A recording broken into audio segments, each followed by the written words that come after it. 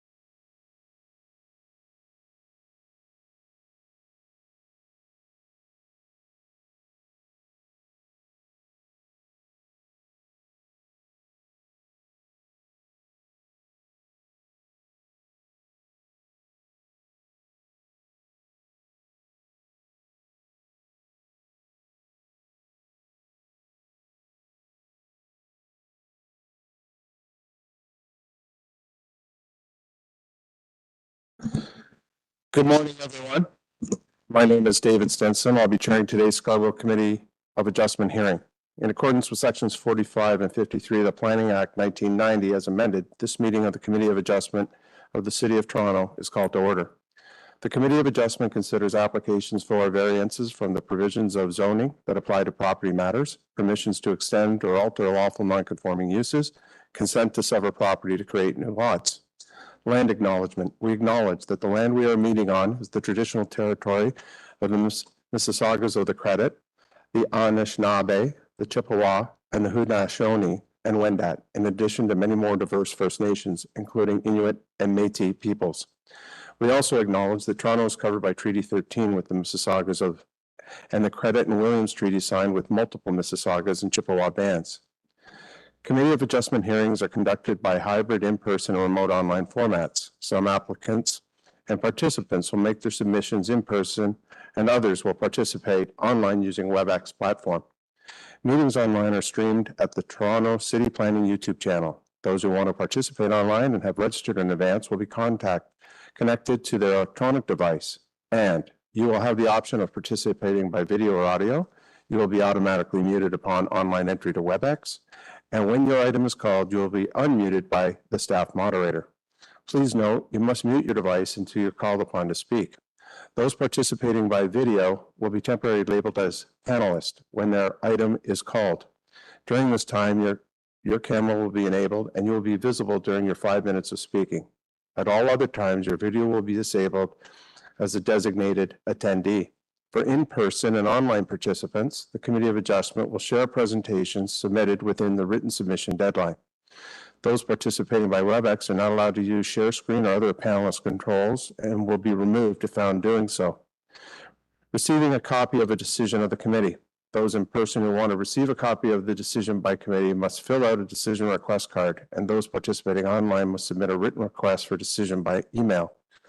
Please include your name, address, and email address because the Committee of Adjustment and the Toronto Local Appeal Body, TLAB, will be sending notifications and appeal updates by email only. If you do not agree with the decision of the committee, you may be able to appeal the decision to the Toronto Local Appeal Body, TLAB, or in some limited circumstances, to the Ontario Land Tribunal, OLT. However, the provincial government amended the Planning Act, and generally removed rights of third parties to appeal Committee of Adjustment decisions, and only the applicant, Minister of Municipal Affairs and Housing, or specified persons and public bodies are permitted to appeal decisions. Hearing procedure. I will call each item in the order listed on the agenda, except for consent deferral requests as determined by city staff. Making your submissions. Where an application is uncontested, the agent applicant may proceed with their presentation. When the committee does not require a presentation, the agent applicant can advise me, the chair, if they wish to speak. The committee may ask questions and/or take the matter into committee for their decision. Each speaker, including the applicant and agent, will be given a maximum of 5 minutes to address the committee. Any presentation or materials you wish to submit to committee must have been emailed in advance of the hearing, as members cannot accept materials at the hearing. When speaking to committee, identify yourself as applicant agent, legal name, your address, and make remarks only to the application details. The applicant agent will proceed first and will make a presentation to committee.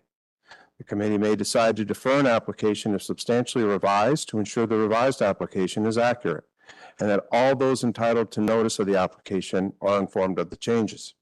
Speakers in support or opposed to applications will be invited by the committee to speak. Committee members may ask questions of speakers after their presentation. When all speakers are finished, the applicant agent can rebut only issues raised by the speaker. This will mark the end of the discussion, and the application will then be taken into committee for a decision, where only committee members may speak. Before we hear the first item today, can I have a motion to confirm the minutes of the last meeting? Mr. Khan? Thank you, Mr. Chair. That the minutes of May 7, 2025 be adopted as circulated. Do I have a second? I will second that motion. Thanks, Ms. McCauley. All those in, Mr. Chair, I'm going to abstain. I wasn't at the meeting. that's correct. All those in favor? And one abstained by Ms. Ullman as she was not present.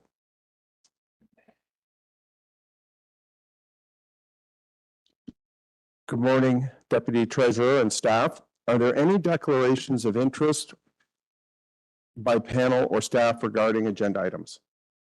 Through the chair, none from staff. Are there any files to be closed? Through the chair, then. Deputy Secretary Treasurer, have you received any requests for deferrals? Chair, we have two deferral requests for the morning session. The first is item number 3, 67 Phillip Avenue. At the request of the applicant in order to address community planning concerns.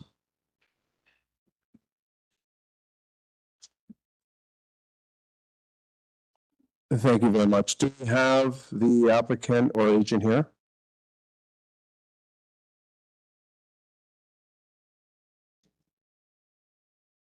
I know. What I meant here.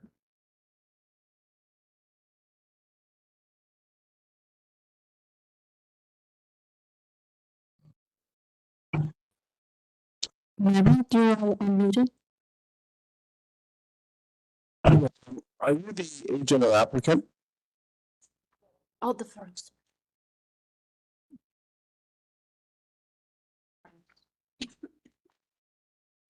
Salim.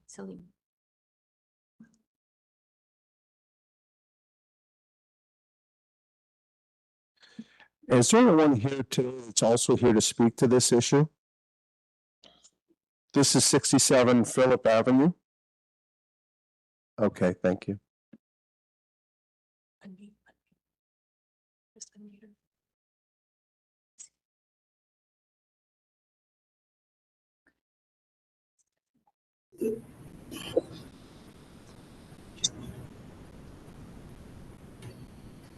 Hello. Yes. Can you give us your full name? Shalim Reza. Are you agent or applicant? No, I am the agent of the 67 Phillips Avenue. And what's your address, sir? 58 Thorncliffe Park Drive. Thank you. I understand from the deputy treasurer that there is a request from community planning to defer this matter. Do Yes, you have any objections to that? no.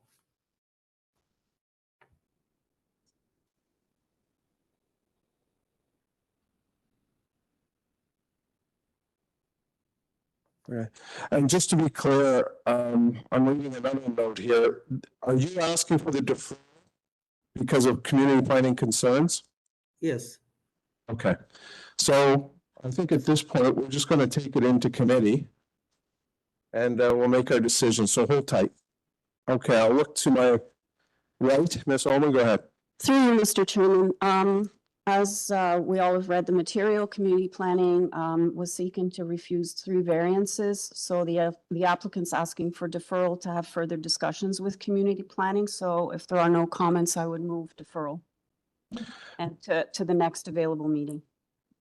Thank you, Ms. Ullman. We have a motion by Ms. Ullman to defer this matter. Do I have a second? Mr. Howell, go ahead. Thank you, Chair. I will second the motion. Motion made by Ms. Ullman to defer, seconded by Mr. Howell. All those in favor? And that's unanimous. Defer this matter. Thank you, sir.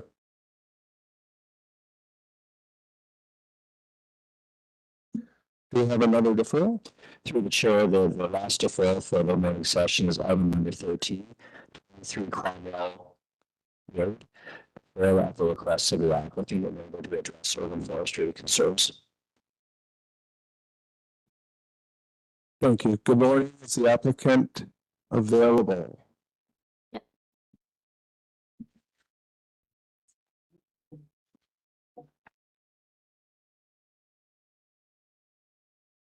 Is anyone else here at 23 Cromwell in the audience? Yeah, this is, Good morning. Is this the applicant or the agent? good morning. This is Imran Khan. I'm the agent and applicant for this application on behalf of the owner. My address is 1906 Parkside Drive, Pickering. Thank you. And can you just say your full name one more time? Yeah, I can explain actually I already submitted the explanation letter because we received urban forestry comments last Friday, that is 28th of May. We Okay, revised so- them, yeah. Sir, we have your documentation and your letter. Can you give us your full name, please, first and last name? Yeah, Imran Khan. Oh, Mr. Khan, thank you very much. We have your package, and if I understand you correctly, and from what I gather in our paperwork that we've reviewed, you'd like this matter deferred, is that correct? Yeah. Okay, hold tight, we're gonna make a decision. Committee, we're now in committee. I look to my left, Ms. McCauley, go ahead. Thank you, sir. At the request of the applicant, I propose that the application for 23 Cromwell Road be deferred on, I was going to say Sunny died, deferred to the next appropriate meeting. Very good. We have a motion by Ms. McCauley to defer this matter. Do we have someone of Which through the chair, for the record, what is the reason for the deferral? Sorry, the reason for the deferral is to allow the applicant to address the urban forestry concerns. Okay, to address the urban forestry concerns. Ms. McCauley's moved that we defer this matter for that reason. Do we have someone that would go ahead, Mr. Khan? Mr. Chair. And the motion is seconded by Mr. Khan for deferral. All those in favor? And that is unanimous. Thank you, sir.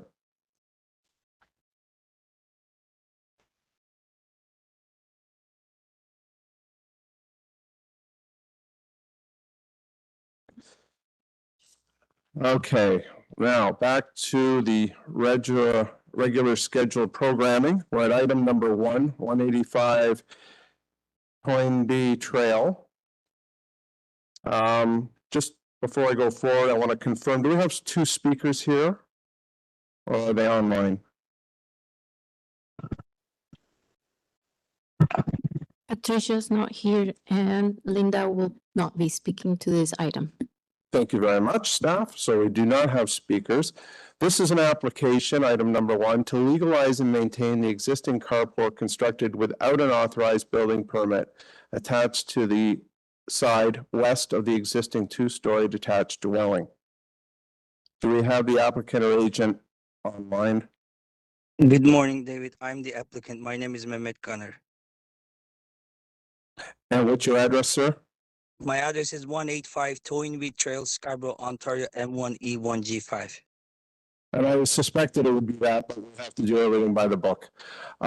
You're allowed up to 5 minutes for a presentation, but before we go further with that, I'm just going to canvass committee. Does anyone on this committee require a presentation? I look to my right, no. I look to my left, no.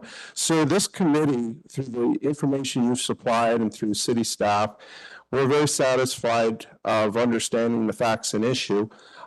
We can go into committee and make a decision, or you can make up to a 5-minute presentation. What would you like to do? I just want to say thank you for considering my application. I have nothing to say. Thank you. I think that was a wonderful response. We'll go into committee. Hold tight, please. Thank you. Ms. Holman? Through you, Mr. Chair, if my colleagues don't have any questions, I'm prepared to move the motion. There are other carports on the street, so I think that this meets the 4 tests. And yeah, fits within the context of the neighborhood, so I would move approval of the variances. Thank you, Ms. Holman, for suggesting and making that motion. Does anyone here want to second that? Mr. Khan? So I will second the motion, but also I will add that Metro Links is the one which has 2 conditions. I thought it was advisory, but let me double check.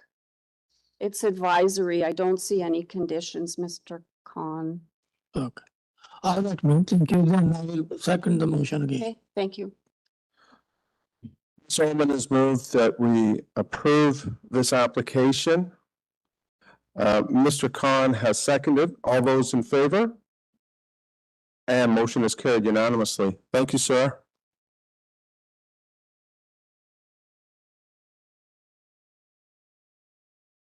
Item number 2. 1880 Eglinton Avenue East. Proposed zoning application is seeking to alter the site-specific bylaw language for gross construction area, setback, or separation distance encroachment, and location of long-term bicycle parking spaces for a multi-unit residential building.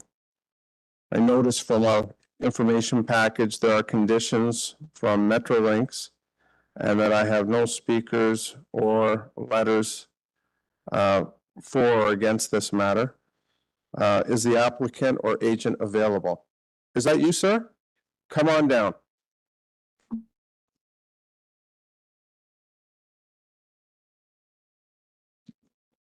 Your full name and your address, please.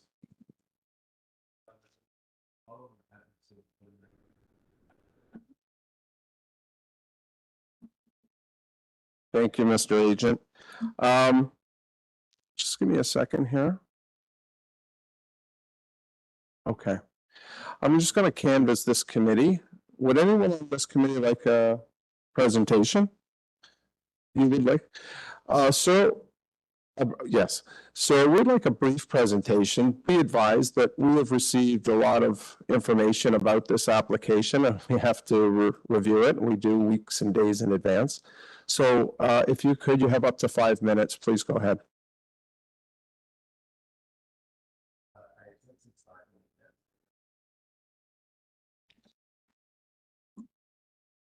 They should be. So you want the photos, the pictures? Okay.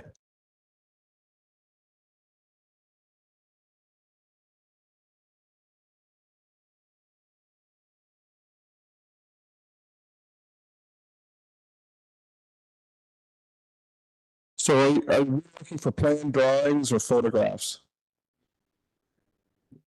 I think it's in the cover letter. Okay, so if we could go to those I images. think. And sir, just yell out when we're at the right spot. Oh, yeah, it's in the supplement. Yeah, it's in the sup. Okay.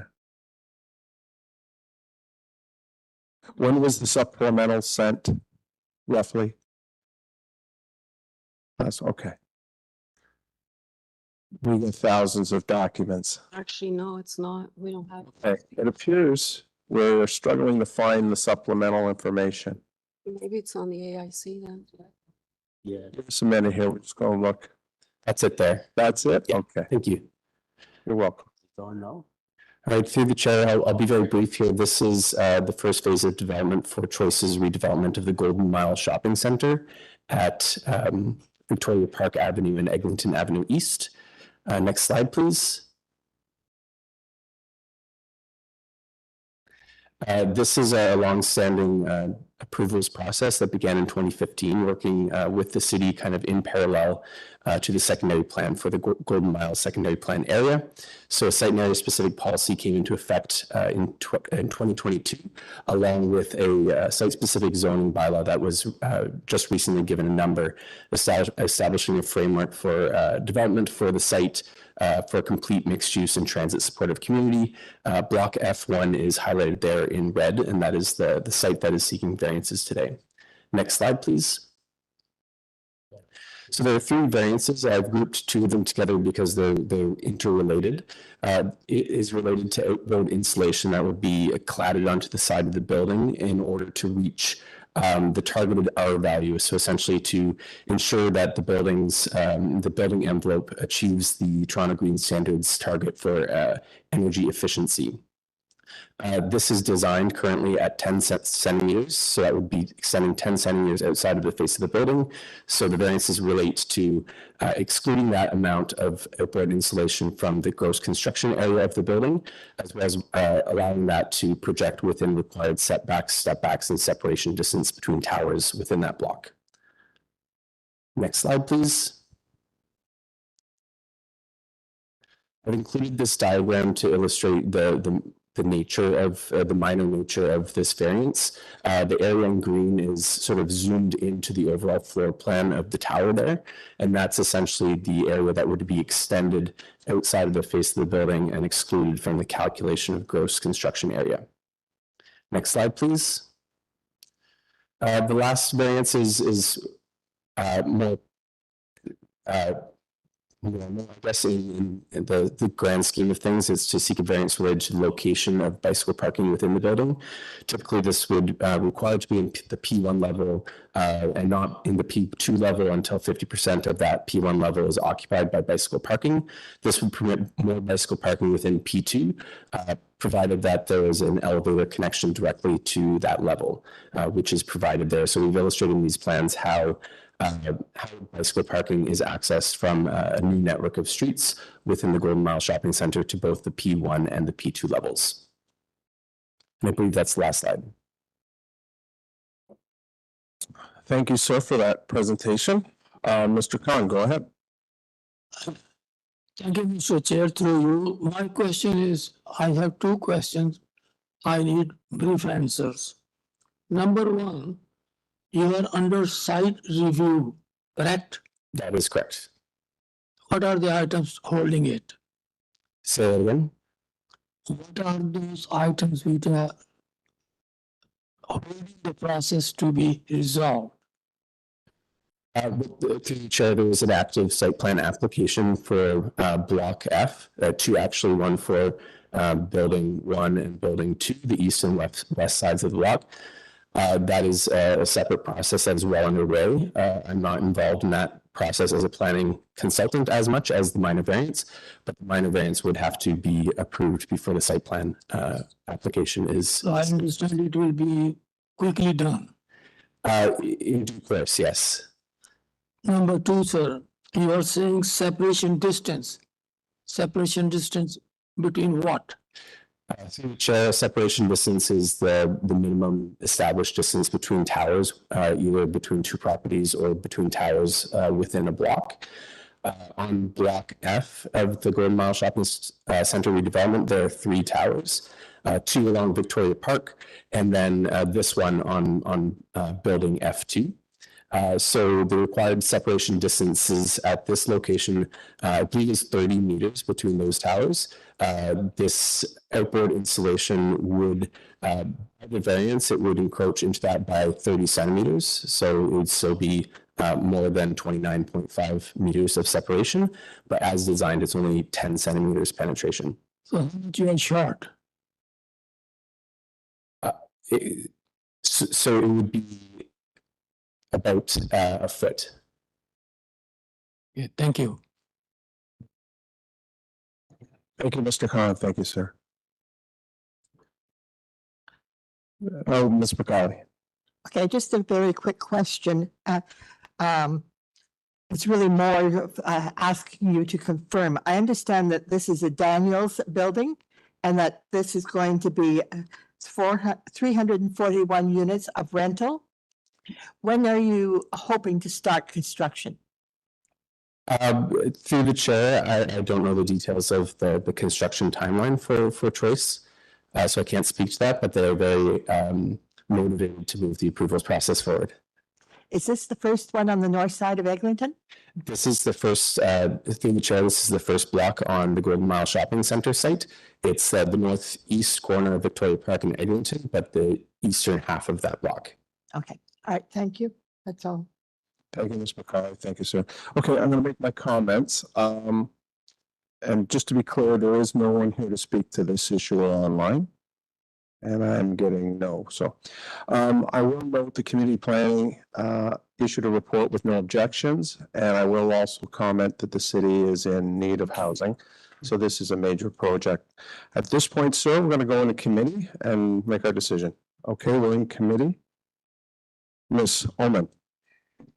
Through you, Mr. Chairman, from my perspective, these are very technical variances, and I thought that the cover letter was quite explicit in explaining it. There is a Metrolinx report dated May 27th with conditions. Planning, as you mentioned, had an advisory report, and Metrolink also has some advisory comments in their report. So I think that this meets the 4 tests, and therefore I would move approval if there are no objections or other comments from my colleagues. Thank you, Ms. Ullman. We have a motion to approve this application. Ms. Powell? Oh, sorry, go ahead. Thank you, Chair. I will second the motion. Through the chair, before Ms. Member Howard does the motion, just a point of clarification, Metrolinx does have is recommending. I did say the condition, and then I said they also have advisory Okay, comments. thank you. So yeah. Yeah, so Metrolinx has a condition plus advisory comments, and then planning has advisory comments. Sorry, it kind of got said after the, yeah, so, okay. So that's my motion then, and Sure. I guess just for clarification, I will second the motion, but by adding subject to Metrolinx conditions. Thank you, Mr. Howe, and thank you, Deputy Treasurer. We have a motion to approve by Ms. Ullman with the Metrolinx conditions, and we have that motion seconded by Mr. Howe. All those in favor? That is, sorry, 4-4. And all those against?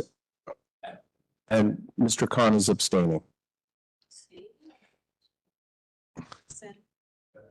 So I appreciate that's the desire to abstain, but it's either dissent or approve. Okay, then Mr. Khan will dissent. Thank you. Moving right along, folks, we're at item number 4.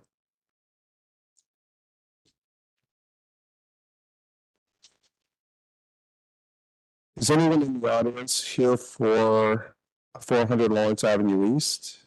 No. And do we have anyone online for this outside of the applicant or agent? No. Okay, so let's speak to the applicant or agent, please, for item number 4.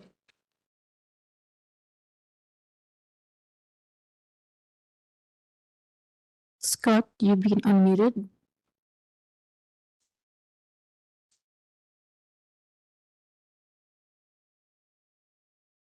Thank you. Hello? Sir, your first and last name and your address? Hi, my name is Scott Pomeroy at 883 Pape Avenue in Toronto. Thank you very much. You'll be afforded an opportunity to give a presentation. I just want to canvass this committee. Would anyone like a presentation? I'm seeing no from the members. Be advised, Scott, that we've got the package. It was quite thorough. We have to read line by line, and we have no questions at this time, although you're welcome to make a presentation if you'd like to. You don't have to. What would you like to do, sir? No, it's very straightforward, so I don't need to make a presentation. Thank you. I appreciate that. So sit tight and we'll go into committee now. Who would like to lead us off? Mr. Khan? Is a motion? You can make a motion, make comments. We're in committees. Because I make a motion and that this two agents application straightforward and I make this application be approved. Thank you, Mr. Khan. Ms. McCauley? I will second that. We have a motion by Mr. Khan to approve this application with no conditions or recommendations. And we have it seconded by Ms. McCauley. All those in favor? And that motion is carried unanimously. Have a good day, sir.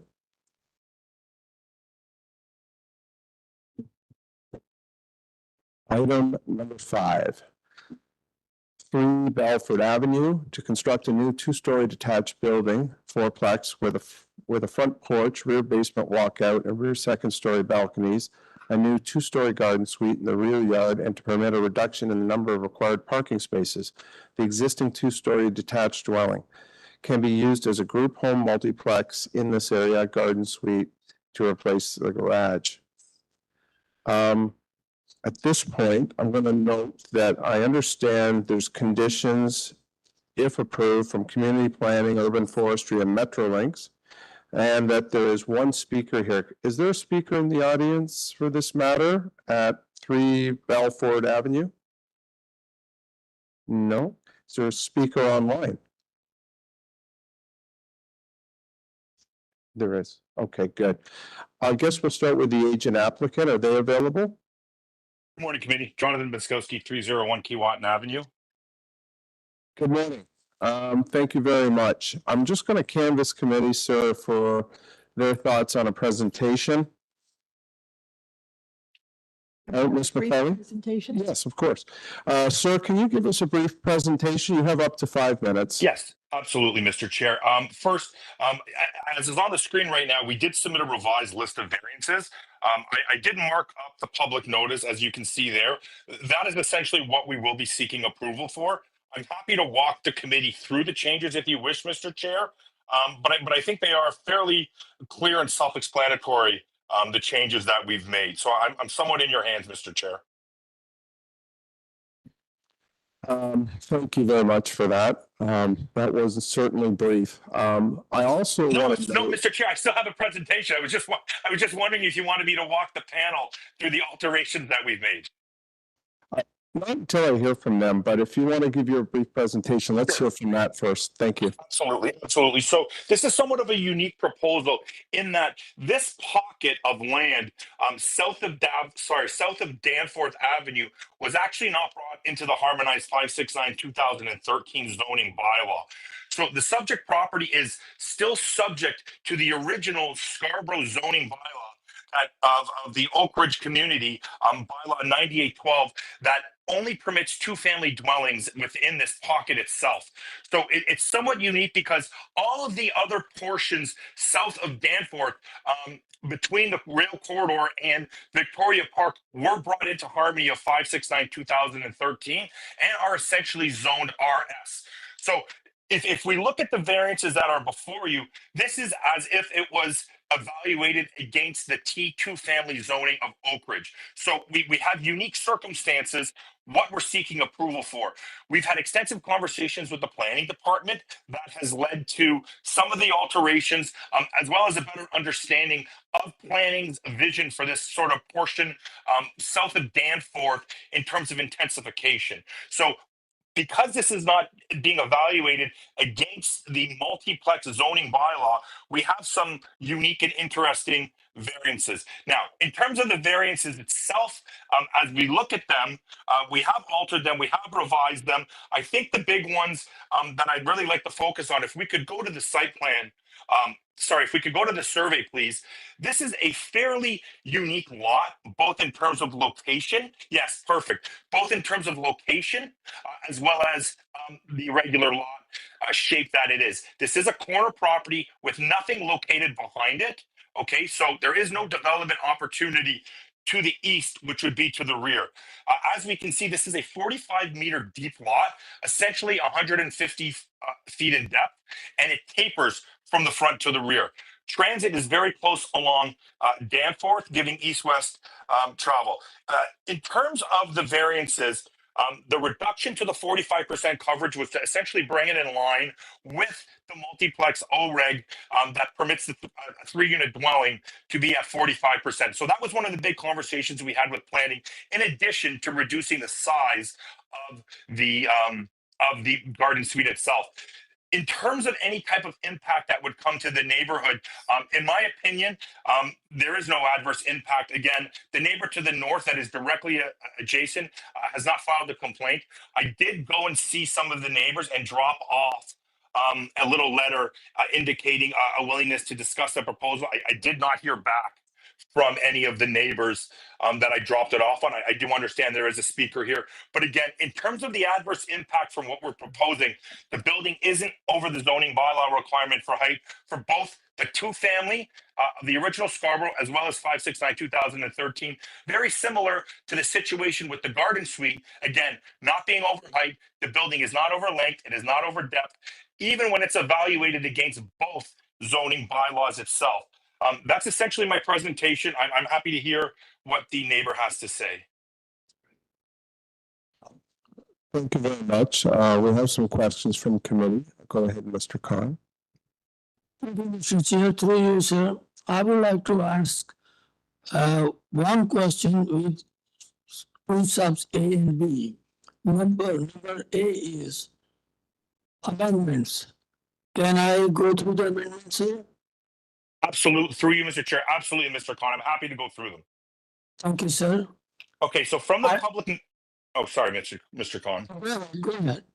Okay, from the public notice, variance number 4 Yes, has been increased to 1.08 meters. thank you. Next one. Variance number 5 has been Yes. reduced to 45%. Thank you. And next one. Variance number 11 has been reduced to 6.28 meters by 9.5 meters. Say that again. The variance number 11 has been reduced to 6.28 meters by 9.5 rather than 10.8 meters. Thank you very much. Next one. And variance number 12 has been reduced to 106.3 square meters. Thank you, sir. Now, B portion is that I have variance number 1, number 2, great concern. Number 1, sir, you are asking for fourplex, right? Correct. Thank you, sir. And it is not permitted. Number 2, which is number of units 5 and 2 are allowed. These are not minor. Correct. So how I would answer that is in the trickle-down planning approach that we use, the official plan for this pocket of the city does permit the multiplex 4 units with a garden suite. So in essence, the zoning bylaw should be conforming to the official plan. In this instance, because it is the old Scarborough Oak Ridge zoning bylaw, it's not in conformity with the citywide bylaw that permits 4 units in a garden suite. But the official plan policy does permit it, which is the overarching hierarchy policy that really governs the zoning bylaw, which again should be conforming to the official plan. Similarly, both the city and the province is encouraging units like this. And I think through you, Mr. Chair, Mr. Khan, that's probably reflective of a lack of objection from the planning department, again, as the official plan does permit this. So what is hard for me to understand is variance number 6. You are providing one parking space and requirement is 5. And now moving on to the garden suite, all 8 through 12 variances are not minor. Through you, Mr. Chair. So, Mr. Khan, again, had this been brought in conformity with the city zoning bylaw 569 2013, no actual parking spots would be required. In essence, there's one parking spot provided in the rear yard, and another one could be provided on the boulevard. So, in essence, there could be 2 spots. Additionally, this is located mere steps from Danforth, which has the Danforth subway line that runs east-west, as well as 24-hour Blue Night bus service. So in terms of parking, again, I don't think there's going to be an adverse impact from parking. Again, in my opinion, it's largely technical in nature because this was not brought into conformity with 569 2013. Thank you. Ms. McCauley. Thank you.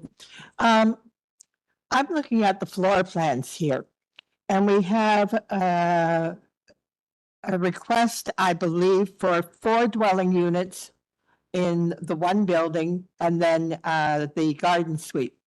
Can you tell me how the first floor, which is 2 bedrooms, living room, on one side, and 2 bedrooms and a living room on the second side, differs from the basement? It looks to me like the basement, which is 2 more units down there, is identical floor plan to first floor. In other words, what we're really looking at is 6 dwelling units, not 4. Through you, Mr. Chair, Ms. McCauley, the basement on the southern portion is actually linked to the first floor through an internal stair. So the only access from that would be through the internal stair into the basement. But Ms. McCauley, the proposal before you is not for a 6-unit building; it is for a 4-unit building. So again, to answer that, and again, the proposal is for a 4-plex, not for 6 units, with an internal stair. Okay, that is accessed from the basement and the first. I don't see that internal stair. I'm looking at your basement plan. I see external stairs at the one end and an external stair at the other end. Yes. So if you go to the basement, if we bring the basement up, I'm happy to explain it. Okay. So there we see the basement. We see the internal stair on the kind of north middle of the house. Yep, right there. That provides access to the second. And we also see another internal stair. Just if we go down there, that provides access. Through you, Mr. Chair, Ms. McCauley, we're going to see designs like this more and more often. How the city building code is now interpreting exiting is they want them to be protected from up above. Meaning, if you don't have that second exit, okay, at the back or at the front, they want it to be fire rated from up above on the outside, which is obviously cumbersome on an owner to have to do that. But again, the proposal is for a 4-unit house with 2 internal stairs that link the upstairs and the downstairs. Okay, I was reading this and knowing where the city is going, I was reading this that the basement also allows for 2 additional dwelling units. If you look at it, you got a bedroom, bathroom, recreation room with a bar, which is basically considered kitchen. So you got kitchen, bedroom, bathroom on one side. On the other side, you got a kitchen, bedroom, closet, bathroom, exercise room on the second side. So I'm thinking that at the time of building this and knowing where the city is going, that really what we're looking at is plans for 6 units in this building, not 4. I guess you don't want to really comment on that, do you? Through you, Mr. Chair, again, Ms. McCauley, if in the future 6 units are allowed, which again are allowed in one part of Scarborough today, that would be up to the owner. But again, Ms. McCauley, that would trigger coming back to the Committee of Adjustment. Because this was not brought into conformity with 569 2013, any alteration will trigger a minor variance application because of that. because again, it won't be brought into conformity with the sixplexes unless they actually do a site-specific city-initiated zoning bylaw amendment for this portion. Okay, thank you. Thank you for that clarification, sir. Thank you, Ms. McCauley. Thank you, Agent. Okay, we also have a speaker, I believe, online for this matter. Is that correct? Members of the committee. My name is Lucy Wu Yu, and I live at 22 Coventry Street. As a neighbor to 3 Belford Avenue, I appreciate the opportunity to speak today. I want to start by saying that I do not oppose intensification in my neighborhood, and I understand the need for diverse housing options in my city. A multiplex on this property could be a reasonable fit if it's designed thoughtfully with the well-being of both its occupants and neighbors in mind. But I do not see this application achieving this in its current state. In addition to a fourplex, the development also consists of a habitable garden suite at the rear of the property, bringing the total number of dwelling units to 5. While providing only 1 single parking space. I have serious concerns about this. According to the current city bylaw, 5 units require a minimum of 5 parking spaces. The applicant is asking for a minor variance that amounts to an 80% reduction in the required parking. That is not minor. It's a significant departure that will adversely affect the surrounding area and is not appropriate for our streets. Street parking on Belford Avenue and the connecting Coventry Street and Layton Avenue is already strained. Our friends and family who visit often struggle to find nearby parking. While I understand our city can be transit friendly, no landlord can prohibit tenants from owning cars. There's no guarantee that future families living in these units won't require parking.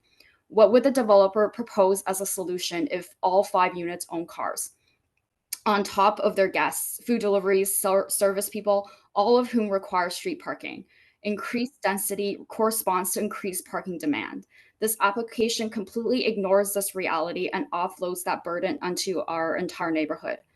According to the proposed site plan, the lot is about 470 square meters with a rear yard setback of about 24 meters. To me, the proposed garden suite sits on a rear yard that has ample space to accommodate parking for a multiplex.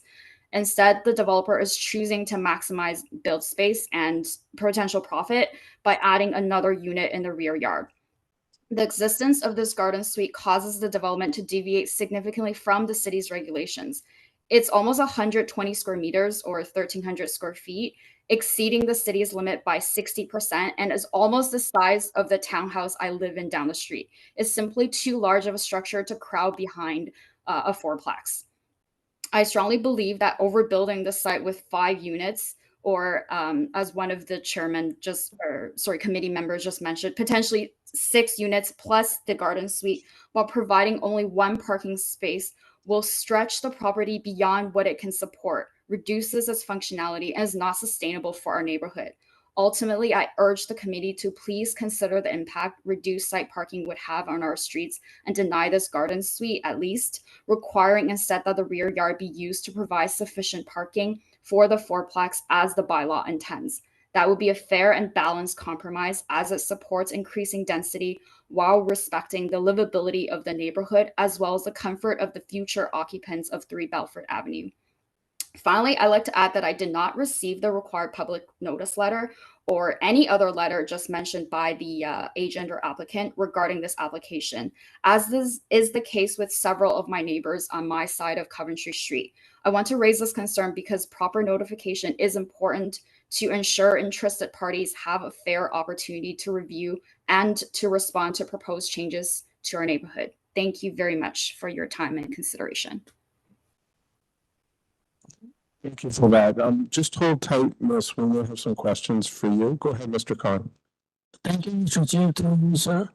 I would appreciate to know, is there any garden suite in your block? Sorry, I didn't, it's cutting in and out. If you could repeat your question. Yes, madam. But is there any garden suite in your area? Is there a garden suite in my area? If that is the question, then no. Yes. There Yes. are no garden suites that I can see in my area. Thank you. Thank you.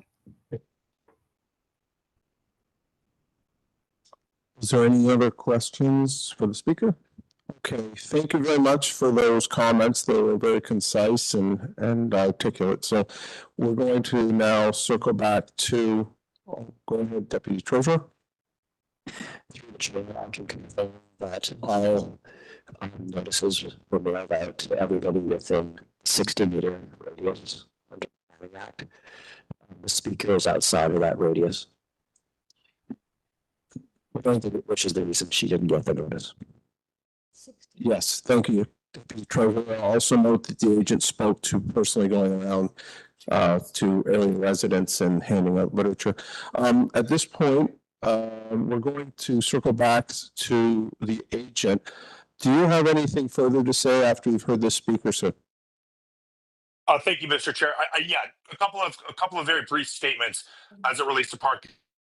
But in terms of the letters, I dropped letters off to everybody to the south, essentially that face the garden suite that, in my opinion, would be the most directly impacted by it. To address the parking again, the city is going away from parking requirements. We know that. It's a clear direction from council that parking is not required on residential dwellings as such. If again, this were to be back to 569/2013, parking would not even be a requirement or have to be provided. Again, we're investing in transit. The relief line is going to be coming down again, providing easier access. Danforth is mere steps away with 24-hour with transit service. Sorry, with the Blue Night bus in the evening. It's correct. An owner can't decide who rents based upon having a car. But what a renter can do is if there is no parking available, they simply look somewhere else. And that is sort of the accepted way of evaluating how parking reductions are going to be dealt with in the future, where if you go to rent something and there's no available parking, you simply don't rent there and you go to somewhere where there is. And that's acceptable. Again, the access to downtown from the Bloor line is optimal with the location of this property. I also do want to mention there was no actual impacts other than the parking raised by the speaker. Again, we did propose a native tree species in the rear yard, which is part of the planning condition that we spoke about over time. I think that's really everything I have to say. I'm happy to answer any more questions if there are any. Looking back and forth, no questions for you. Let's take this, I think, at this point into committee, and we'll have a discussion. Okay, I'm going to read off Ms. McCauley just for a moment here. This is a challenging file, I feel. There is all kinds of good points made by both sides. Well, I will make these points brief. We live in a city where some of us drive cars and some of us don't. So that's got for me to be acknowledged. Also, this property sits in an area where it backs on to essentially an industrial or retail space, so it won't have impacts to the people to the rear, presumably, because of that fact. I also note that this is a street with great dynamic change to it. There are block row houses that are brand new and things that have been built back in the 1950s. So there's all kinds of diversity on the street. I am curious what my other members will say because I am concerned about the number of units. I think that there's a good place for this application, but I am concerned about the size and number of units at this point. So thank you for your indulgence. Go ahead, Ms. McCauley. Thank you. I'm looking at this. I think given a year from now and probably before a building permit is issued, that there will be approval for 6 plexes in this area. I think the building form doesn't even have to change from what we see. We've got 2 basement apartments, 2 on the main floor and 2 on the second floor.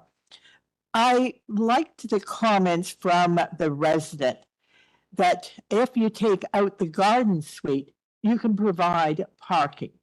And I think that's a reasonable compromise to take out the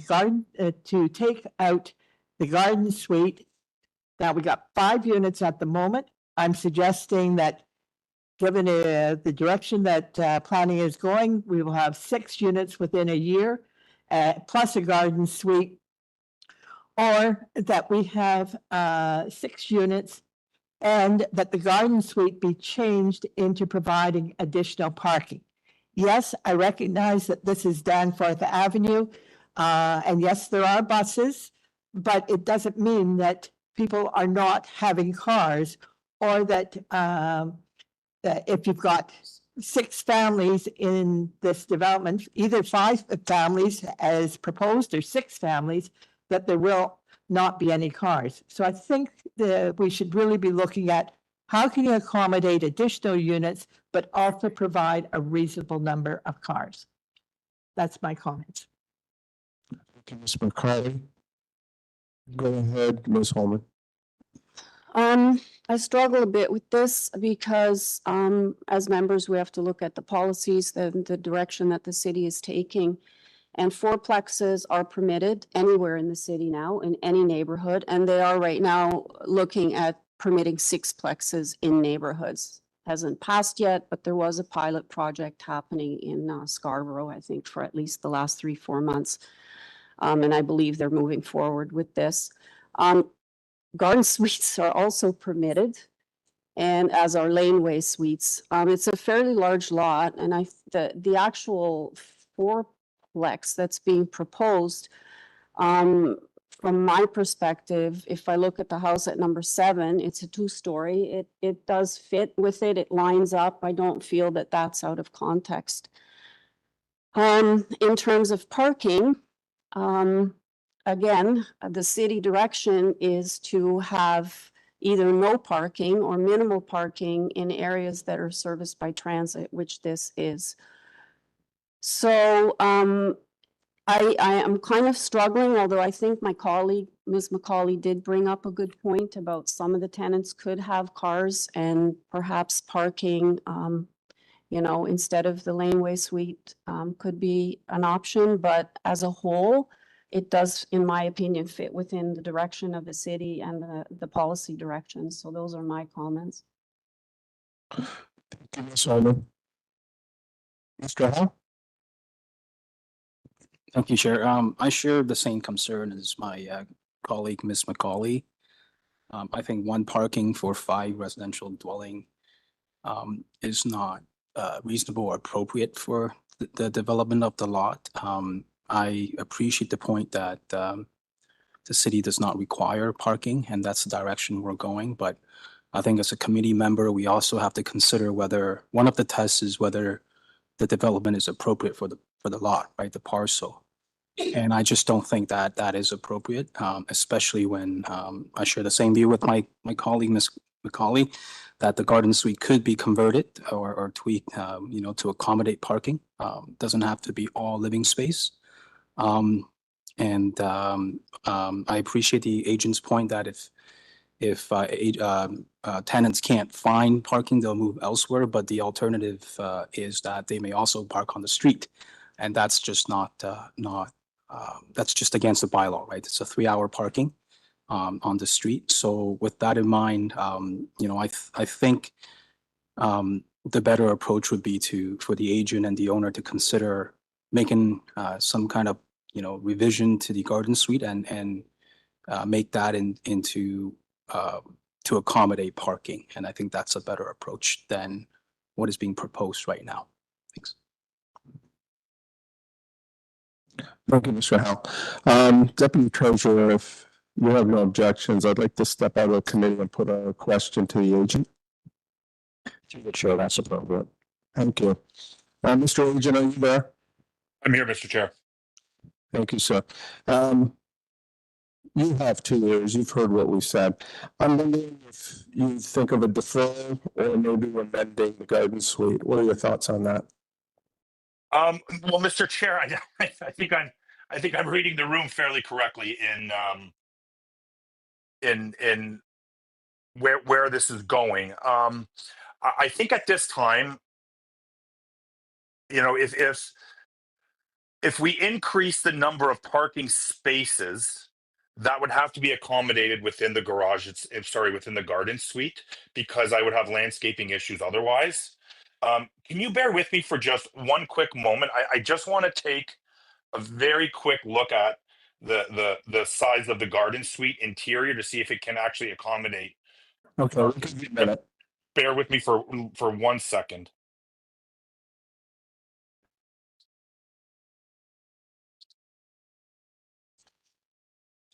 Okay, if we could bring up the site plan.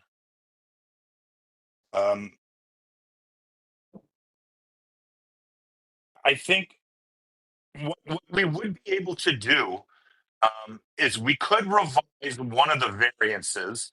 And if you just bear with me, I'm going to give you my reasoning of what we would be able to do. I believe we could probably get to 3 parking spaces. Now, what that would mean is we would have to make sure we can still comply with the landscaping. But if we're not able to get to the 3, it would also trigger just not having the garden suite or altering the dwelling. Because of the irregular nature of the lot itself, I don't believe we can get more than 1 if we alter the design of the garden suite, because we can see there we have 4.7 meters in width. That would essentially only accommodate 1. And we could try to accommodate another. And what if we're not able to get to the 3, we would have to lose the garden suite or figure something out, is what I'm getting at. So I can amend variance number 3 variance number 6 from the public notice to provide 3 parking spaces. And again, if we're not able to get the 3, we would have to lose one of the units somewhere, because essentially the ratio is 1 to 1. Go ahead, Ms. Holman. Mr. Benkowski, with this revision you're proposing, is there any chance that the variance could be triggered? Because in my opinion, I know you're trying to make accommodations. I Yeah. personally think you would be better off doing a deferral. And if I could ask the Deputy Secretary Treasurer if we can get him back on the next agenda. Well, I have another automatic deferral today, Ms. Solomon, so Well, there you go. I You're can, a in little bit on essence, the roll, so. I have an automatic deferral this afternoon. So Yeah, I would yes, just hate to see you, go through this. I can do this yeah, now and then have to come back anyway. It doesn't make sense. okay, yes, Mr. Chair, I will request a deferral to the next available hearing date. Okay, great. Thank you for working with this committee. This committee tries very hard to weigh all evidence and information, so I think this is the best choice myself. We're going to go into committee now, and I'm going to look to Ms. McCauley for some leadership. Ms. McCauley, would you like to make a motion? Yes, I'll make a motion. I think that is an excellent idea to defer this. Take a look at it. I think there's options on this property which probably fit better with both your client and with the community at large. So I recommend deferral. And that would be a deferral until you come back with a revised plan. Through the chair, when deferral request is raised, you need to include a reason for the deferral, like record. Okay, the reason for the deferral is that the applicant needs to look at least one of the variances that he's requesting, being the number of parking spaces, and take a look at the configuration of the lot as to how he can accommodate a change in the variances that reduce the number of variances or reduce the extent of the variances. Through you, Mr. Chairman, I would second the motion so that the applicant can make potential modifications to the existing plan that's before us and come back at the first available date. Through the chair, just so I can clarify, it's to defer at the request of the applicant to address concerns related to parking. Is that That is correct, Deputy Treasurer. We have a motion from Ms. McCauley after the applicant asked for a deferral to review and amend parking considerations. It was seconded by Ms. Ullman. All those in favor? That carries. It's unanimous. Thank you again.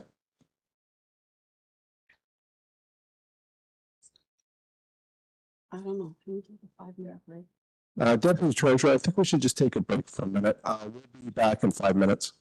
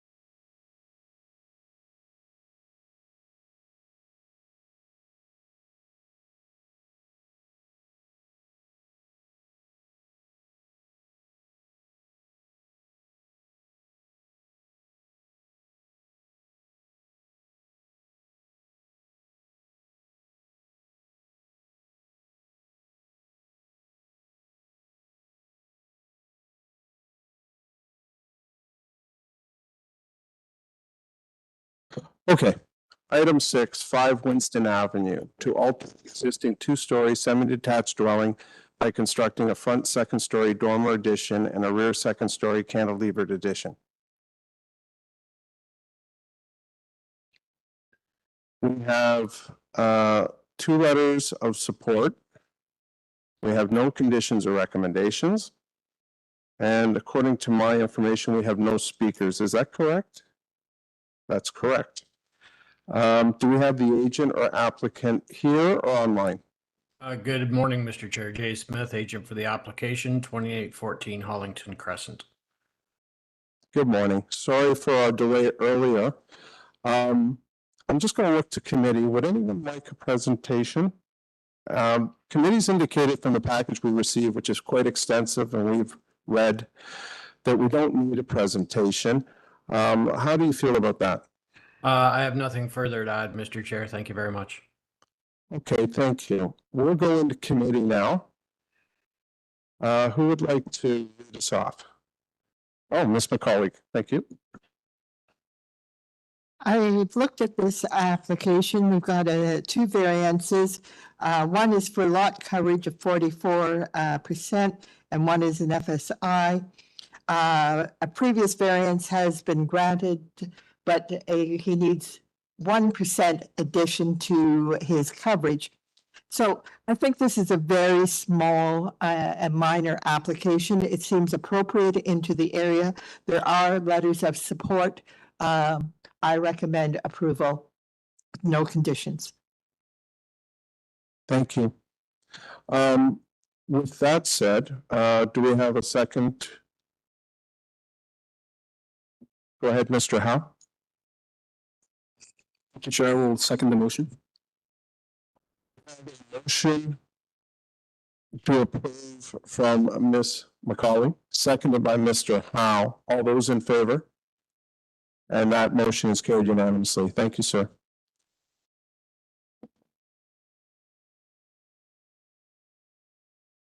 We'll move now to item number 7.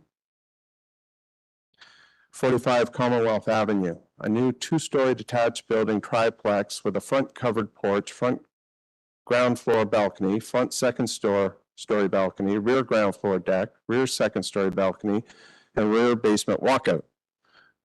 The existing dwelling will be demolished. According to my information for the committee, we have conditions of approval from community planning and form letters of support, 5 signatures for this application. This is an amended application with revised variances to number 2, 5, and 6. Just to check in, do we have any speakers on this matter? No. Okay. Do we have the agent or applicant online? Yes, good morning. My name is Leo Mastandrea at 817 Cosburn Avenue, and I am the agent for the owners at 45 Commonwealth. Good morning, sir. Make sure you keep your voice up as the agent speaking to us. Thank you. Let me just canvass committee. Does anybody wish a presentation for this matter? Ms. McCauley? I have a question to the applicant, but I don't need a presentation. Okay. Does anybody else need a presentation or question? Okay. Sir, based on the package you've provided us, quite extensive in our review of it, we require a presentation, but Ms. McCauley has a question. How do you feel about that? Yep, no problem. Go ahead, Ms. McCauley. Okay. According to my notes, sir, you're asking for a variance in the length of the property of 23.83 meters versus 19 meters and a depth of 23.83 versus 19 meters.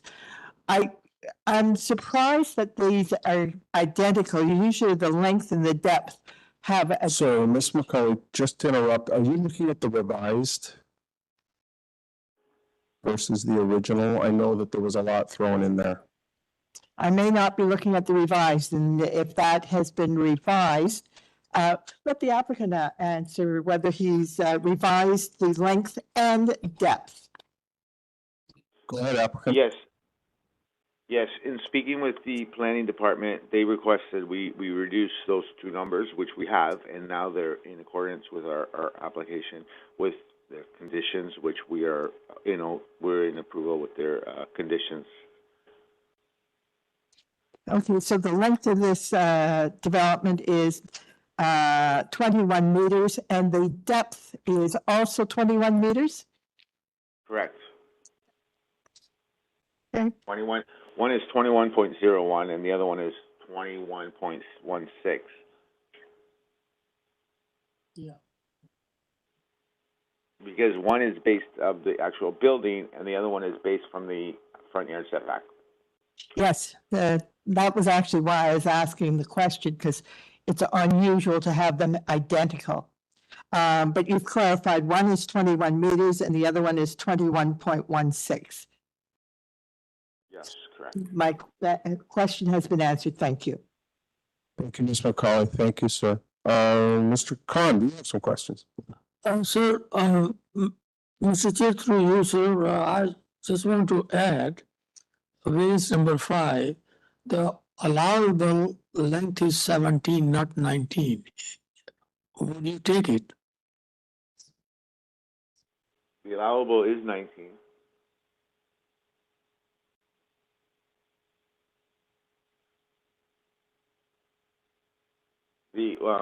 So basically, when you provide a duplex, triplex, fourplex, the length and depth are both, well, the length is now allowed to go up to 19 meters. Thank you. Mr. Masandrea, I notice you have support from several people, 5. What about the adjacent neighbors? I didn't see them there. Did you speak to them? Yes, we did speak to them. At the time, they wouldn't support our application, but they did not have any concerns. Okay, thank you. Thank you, Ms. Holman. Any more questions for this? No. So at this point, I think we're going to drop into committee. You are aware of the community planning conditions, Yes. and you have no issues with those? No. Okay, thank you.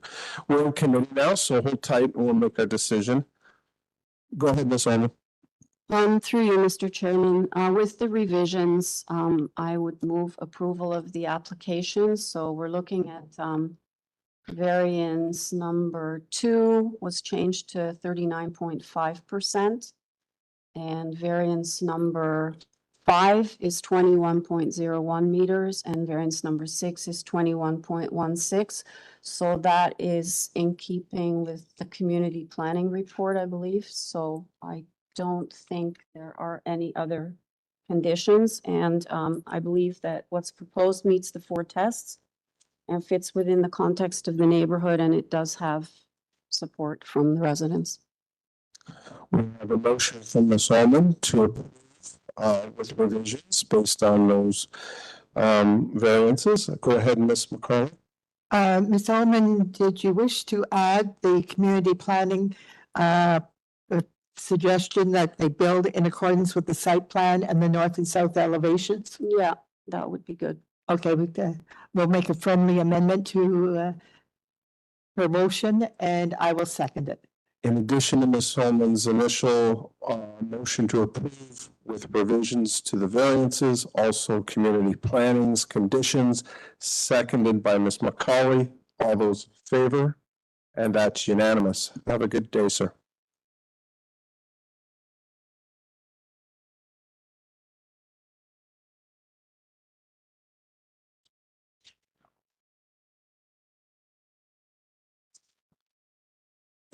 All right, item number 8, 96 Blue Eagle Trail.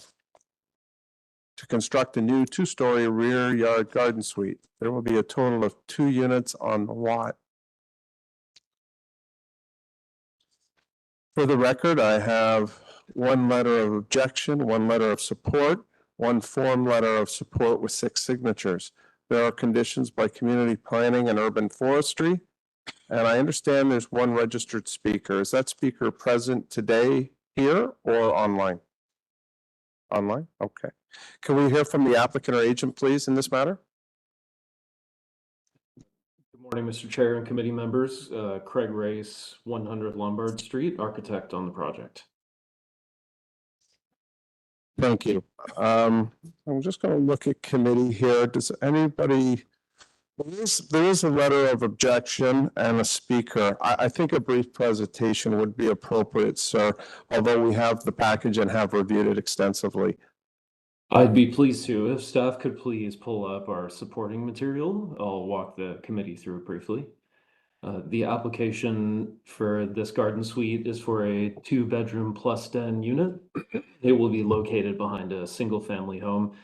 Presently, there are 3 generations living in the main home, and the goal of the project is to move the son's family into the new garden suite, leaving the main house for the grandparents.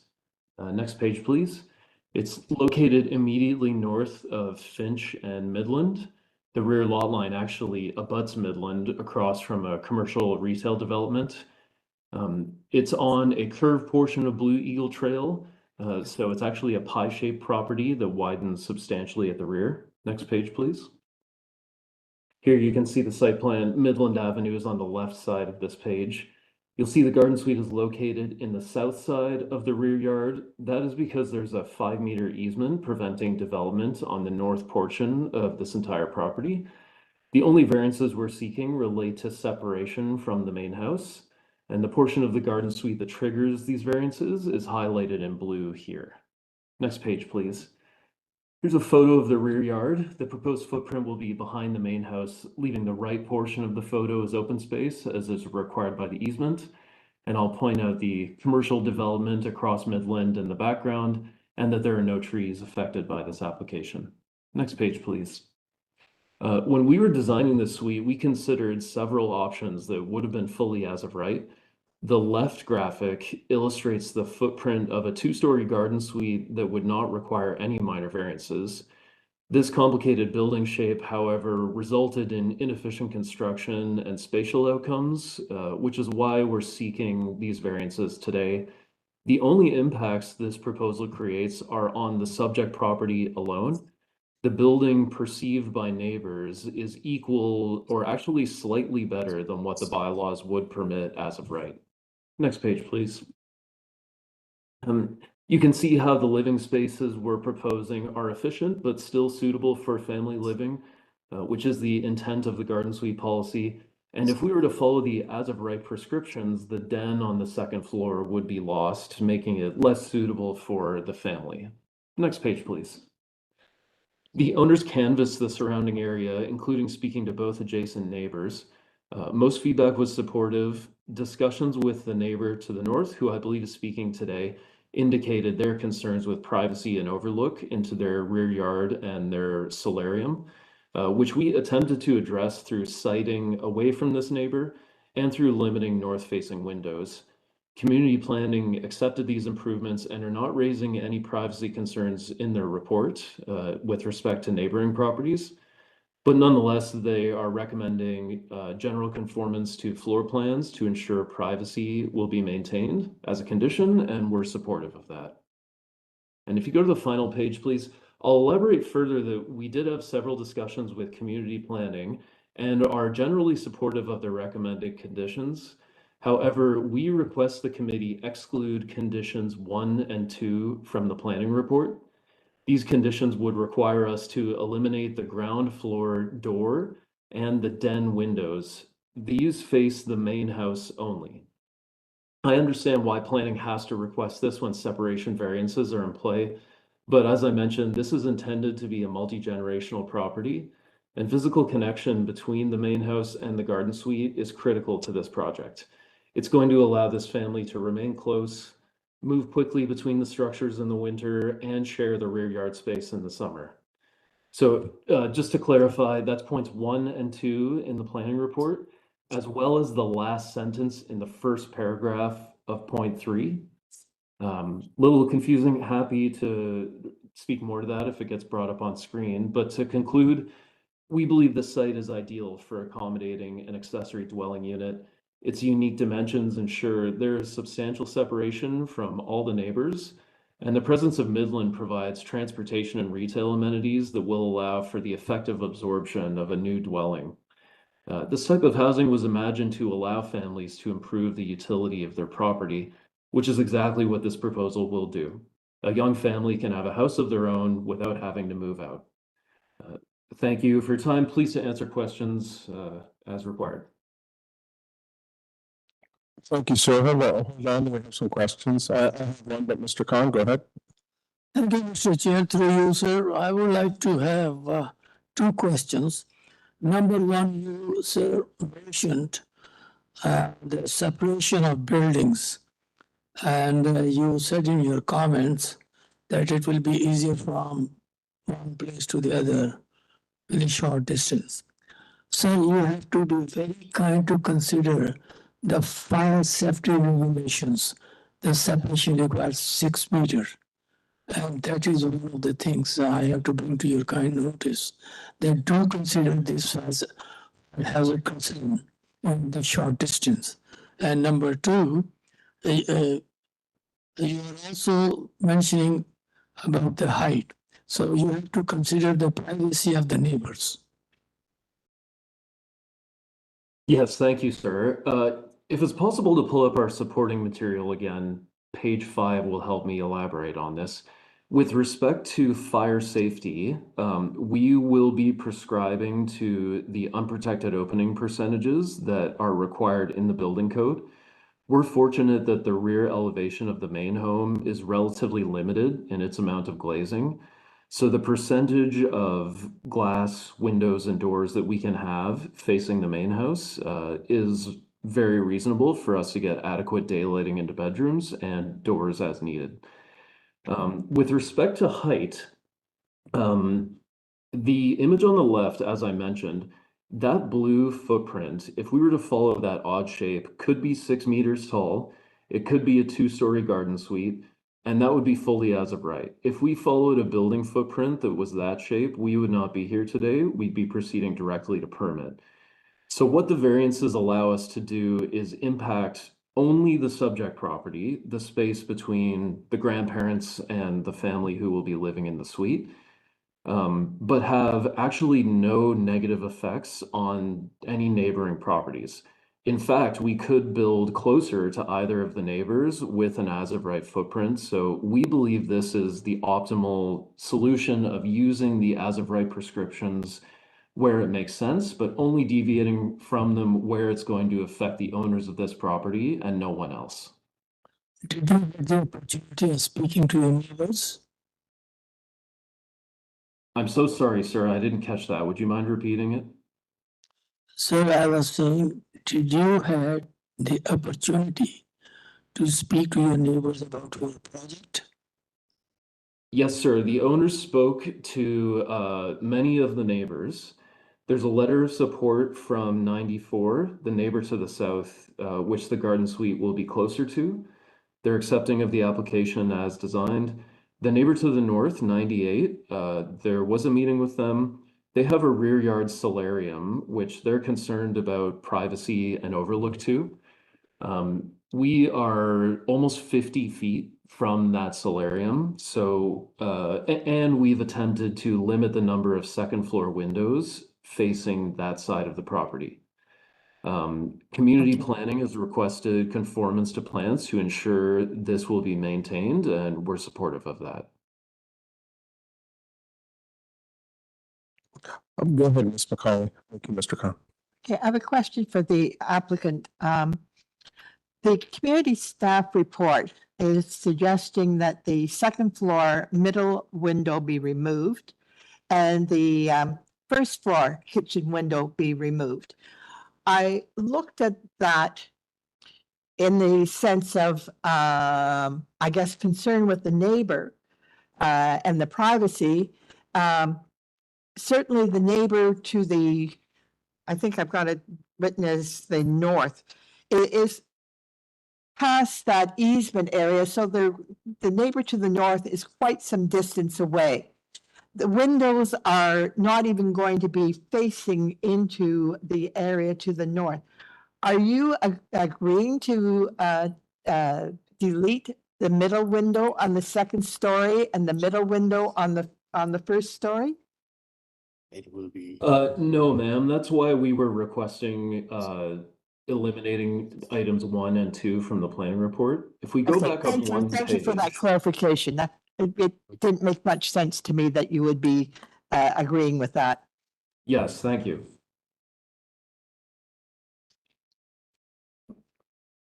I think I just got covered, but I just want to confirm for my own peace of mind. Planning conditions, recommendations, pardon me. Yes. Are you saying none of those recommendations interest you in terms of this application? We would be accepting of item 3 in the planning report. With the exception of the last sentence in the first paragraph ties us back to condition 1 and 2, so it's a bit of a loop. But items 1 and 2, we are requesting not be applied to this application. Thank you for that clarification. I'm sure it got covered, but I just needed to hear it again.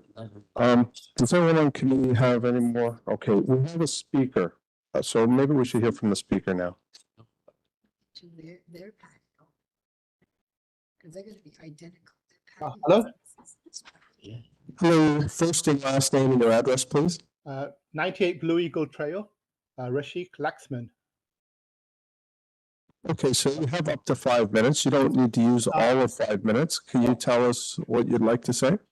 Yeah, so we had discussed with the family and everything about the privacy.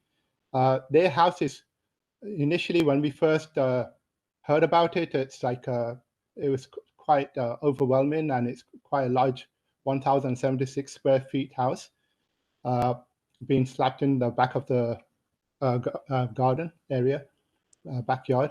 So the main concern now is the privacy, because that's where we spend most of our time, the family. We have a deck, a patio, and a sunroom. So we spend a lot of time there. So on the side of the house, we got a patio. On the I sent some pictures as well. I don't know if you want to see on the letter, but there's a patio. So with these multiple windows on the upper floor, they're able to see every direction. They could look into our patio, the sunroom, and the deck as well. So so this picture was taken right clear the fence, so they're just building just behind it. So this is kind of a view they will see onto our deck and a patio. Sorry, deck and sunroom. Also on the side of the house, there's another picture next to it. Next page. Previous page. So this one looks down so from the top window, they could see all the way down into the side of the house, our patio area where we have our guests and everything. So my main concern is they have a window on the facing north, which is there on the plan. It's the west side elevation. Upper window on bedroom 2. They have 2 windows on bedroom 2, so they don't need to have the upper window to look onto the basically north side, but it's their west elevation of their plans. So yeah, so this top window, they could see straight into our solarium, on deck, and everything. This is I don't think it's redundant, because they on the other side they have another window on that same bedroom too. So we were saying that if they could eliminate this window, this will give us a bit of privacy looking into the sunroom and the deck, and they could reduce the number of windows on the top upper floor on the what's that elevation?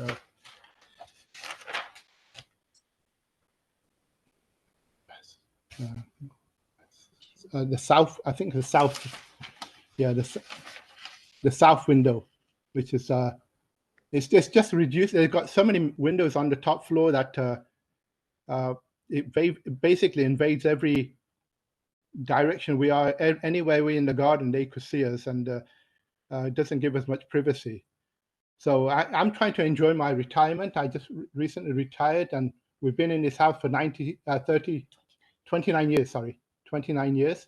It's just that we want to maintain our privacy. We have a back garden is all green and lush with trees, and so I mean these neighbors, they had so many trees as well, but they just this March they cut down like 5 or 6 big trees, and just so they could develop this. So their garden is now no trees at all. They just cut so many trees out this March. So just so it's just ruin the greenery and around the area. So I want to make it clear that we want to enjoy our garden, the greenery, the ground. We do our meditation and grounding. So this building is just disrupt our, the way we're going to be spending time in the garden as well, in the backyard. Okay, thank you. Thank you, sir. Any questions for this gentleman? Okay, let's circle back to the applicant/agent and hear back. Since they've heard you speak as the speaker, let's hear what they have to say.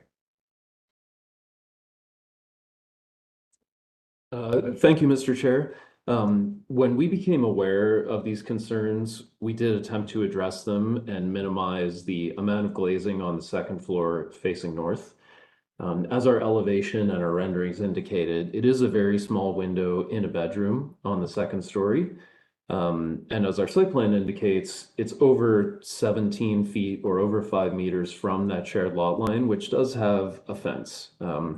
So we don't believe there is a privacy concern here.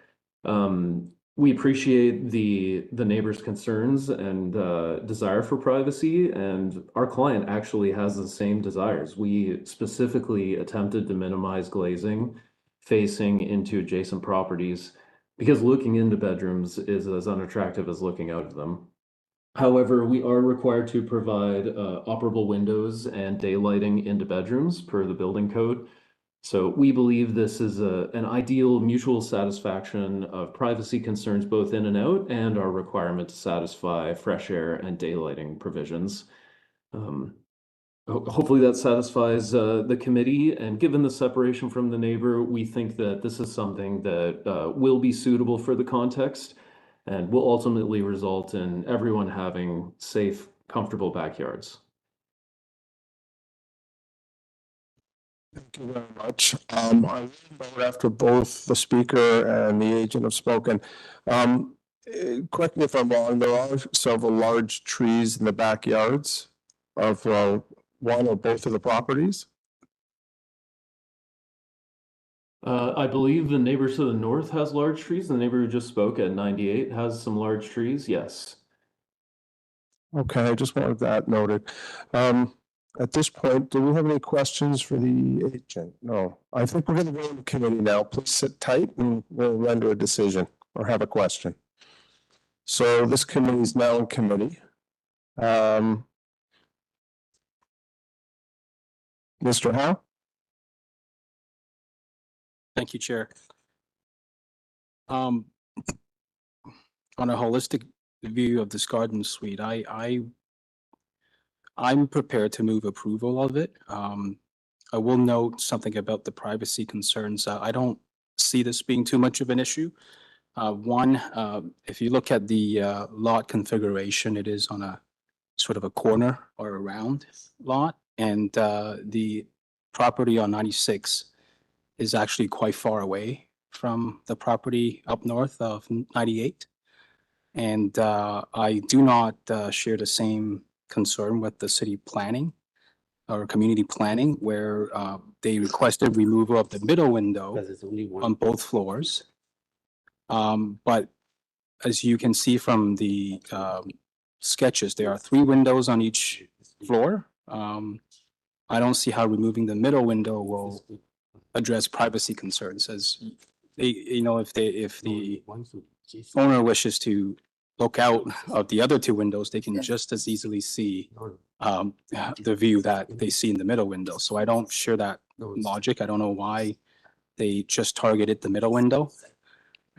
So with that said, there are only 2 variances before us. Holistically, they are minor, and I believe the garden suite is appropriate and meets the 4 test of the Planning Act, and therefore I Move approval of this application. Thank you, Mr. Howe. Go ahead, Ms. Owen. I would second that with, the planning report, but excluding conditions 1 and 2, and the second part of the sentence, I can barely read it here, that says in accordance with conditions 1 and 2 above, to remove that portion. Is that okay, Mr.? Perhaps I can try it again, sorry. Yeah. So I would move approval of this application, subject to community, tying the application to the site plan, ground floor plan, second floor plan. This is the other garage. I believe that's it. Three plants and nothing else. Oh, and urban forestry condition number 2. Okay, so I will second that motion, Mr. Chairman, as I feel it meets the 4 tests, and this is appropriate development for the, for that neighborhood and that site.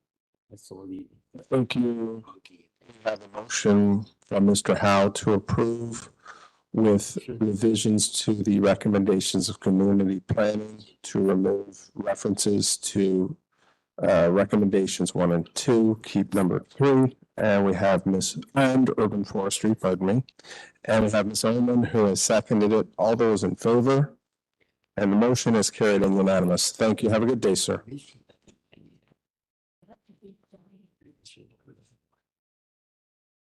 Okay, item number 9.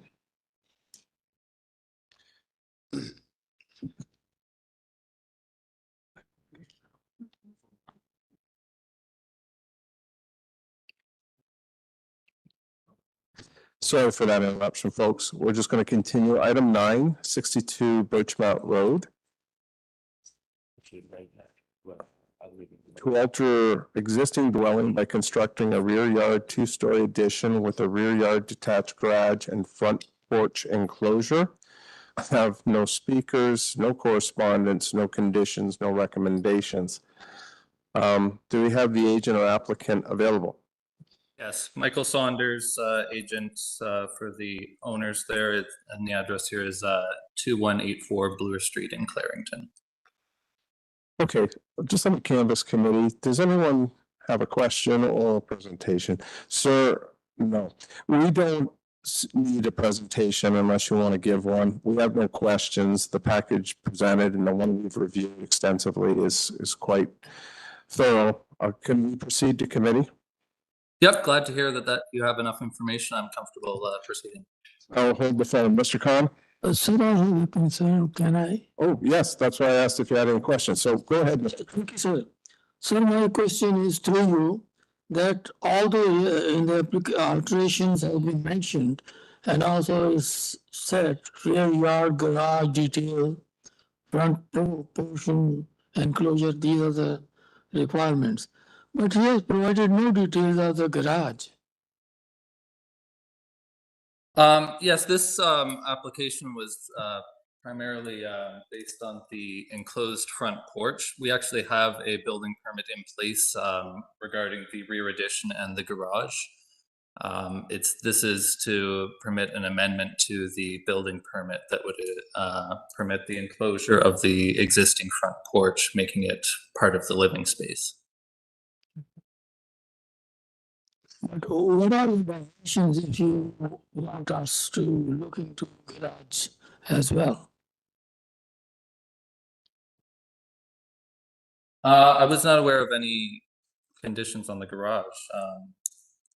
As far as I know, the garage has been approved. If there are no requirements, why did you put it into the application?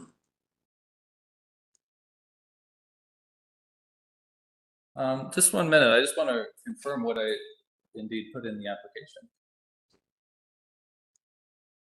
Should we take it out? Yes, I'm not aware of any variance needed for the garage. Okay, so it will be deleted. Yes. Thank you. As always, Mr. Khan, very thorough. Thank you, sir. I'm sorry, Mr. Chair, can you confirm what are we deleting then from the purpose? Is that what we're talking about here? We're just going to go through that right now. So when we're looking at the purpose of the application, for, just to be clear, item 962 Birchmount Road. To alter the existing dwelling by constructing a rear yard two-story addition with a rear yard detached garage and front porch enclosure. Is there, Mr. Agent, an amendment that you're considering doing before this committee? Go ahead, Deputy Treasurer. Through the, just a point of clarification, we've got the site plan up. The purpose is correct. They are proposing a rear garage, a two-story addition, and a front porch enclosure. So, Mr. Deputy Secretary Treasurer, we can assume then that the rest complies, therefore there are no variances for the garage. Yeah, the whole reason for the having the purpose is a description of everything that's proposed. There may not be variances relating to them, but it's to give the full context for members of the public and the committee. Thank you, Deputy Treasurer. Go ahead, Mr. Howe. Thank you, Chair. I have a question for the applicant, agent. This application's made on a waiver, right? A zoning waiver? Yes. And you realize that there are any inaccuracies or additional variances that may be needed or discovered that you risk coming back? Yes. Okay. That's my question. Thanks. It's a good question. Okay, let's, at this point, we don't have any speakers, so let's head into committee, have a discussion. Ms. Holman, please lead the way. Through you, Mr. Chairman, outside of potentially having missed variances, what's before us is truly minor. I mean, the lot coverage is asking for 0.4% or 3% increase. And the setback is also a minor increase. So I feel that, you know, what's before us meets the 4 tests, and I would be prepared to move approval if there are no other concerns from my colleagues. Seeing none, so I move approval of the application then, because I feel it meets the 4 tests and fits within the context of the neighborhood. Thank you, Ms. Holman. Go ahead, Ms. McCauley.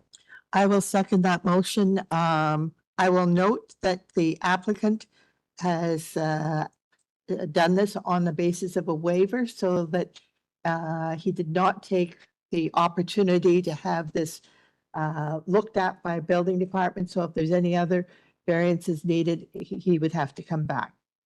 But he's made that decision. So I'm willing to second the motion for approval. Thank you, Ms. McCauley. A motion to approve by Ms. Ullman. There are no conditions or recommendations or community concerns. Seconded by Ms. McCauley. All those in favor? That's unanimous. Motion carried. Take care. Thank you, sir.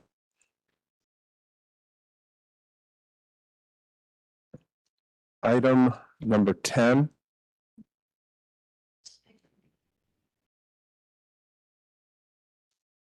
Thirty-one Shattuck Crescent, to alter the existing one-story dwelling by adding a one-story rear yard and side yard north addition. Yes, Mr. Chair, it's Russ Gregory on behalf of the owners at 31 Shattuck Crescent.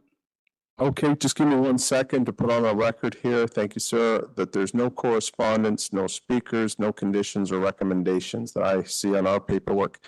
Canvassing committee, do we have any questions for this agent, or do we need any presentation? Sir, the committee does not require a presentation based on what you've provided us, and we have no questions. We can proceed into committee, or you can take up to 5 minutes to speak to us. Mr. Chair, thank you very much, but I don't really need to make a presentation if the committee's willing to go ahead. Appreciate that. We're in committee now. Please let us do our business. Go ahead, Mr. Khan. I'm making a motion that we have 4 variances in front of us, straightforward. So I move this application be approved, no conditions. Thank you, Mr. Khan. Go ahead, Ms. McCauley. I will second that motion. Motion to approve with no conditions, recommendations by Mr. Khan, seconded by Ms. McCauley. All those in favor? That is moved and carried unanimous. Thank you, sir.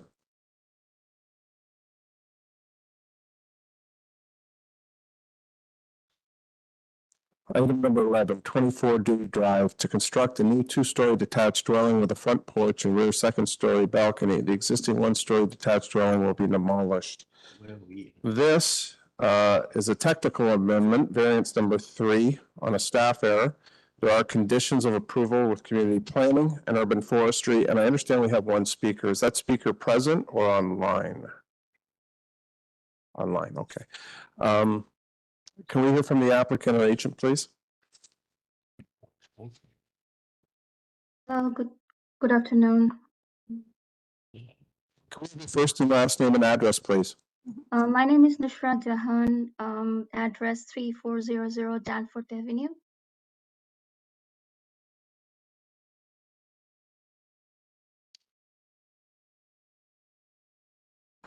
This committee can allow up to 5 minutes for a presentation. I will say with respect to this one, does anybody on committee want a small presentation or have a question? Ms. Holman, go ahead. Well, I was just going to clarify, Mr. Chairman, that the technical change is a correction to variance number 3, that instead of reading building, it should read main wall. I think Mr. Deputy Secretary Treasurer has his hand up. Go ahead, Deputy. Sure. The applicant's application is actually correct. There was an error in transcribing the public hearing notice.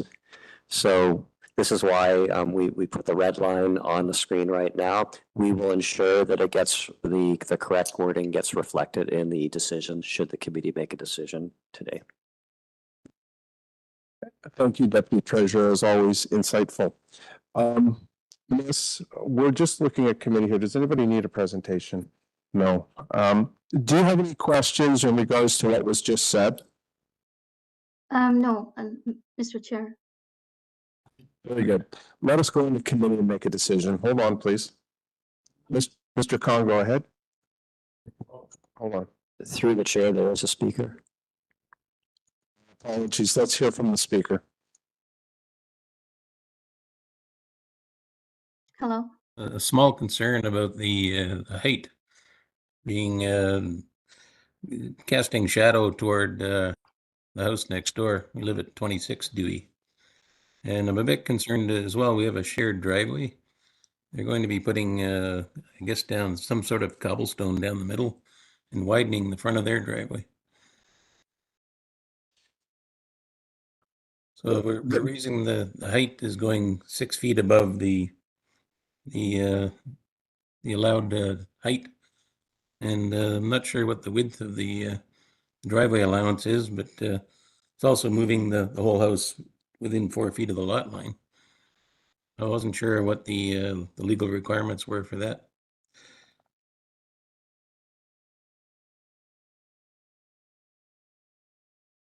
Okay, sir. Just to confirm with you, you're concerned about, first of all, your first and last name. I failed to ask that at the beginning. What's your first and last name? Dan Thompson. Thank you very much. And we did get your address. Can you just reiterate, it's 6 feet above the allowed height. That's one of your concerns. Right. And we have a shared driveway with the existing house on 24 Dewey. So they're going to be widening the driveway and putting I guess some sort of cobblestone down the middle to separate the two driveways. Okay, that's number 2. Is that going to be? I think that there's just a wider area for them to park in. So I'm just wondering if there's any issue with that, or whether there should be a complete separation of the driveways. And I understand your concern for number 2. Did you have a third concern? No, not really. Okay. So I look to committee. Does anyone wish? Go ahead, Ms. Holman. I just have a quick question actually to the applicant. But also, sir, Mr. Thompson, did you say it was too close to you? Because I don't believe there's a setback variance here. I thought I heard you say that. I'm just wondering what the, how close it's allowed to be to the lot line.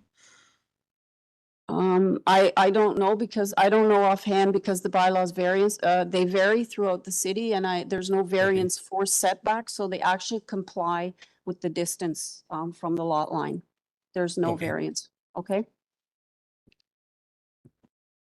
Well, I guess I'm worried about the casting a shadow on our backyard and our house. And I'm worried about the driveway with the divider going through the middle there.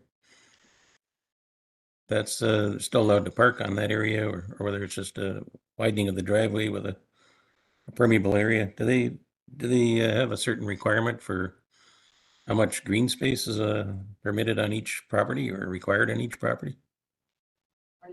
You're asking me? Yes, there is softscape requirements, but again, there's no variance for it and there's no variance, for the driveway either. So I don't, I can't really answer those questions, but maybe the applicant can when the chair goes back to the agent.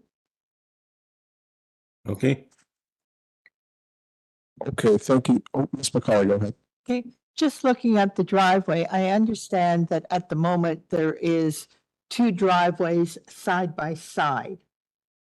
And the proposal is to have a driveway leading up to the garage with some landscaping adjacent to that driveway.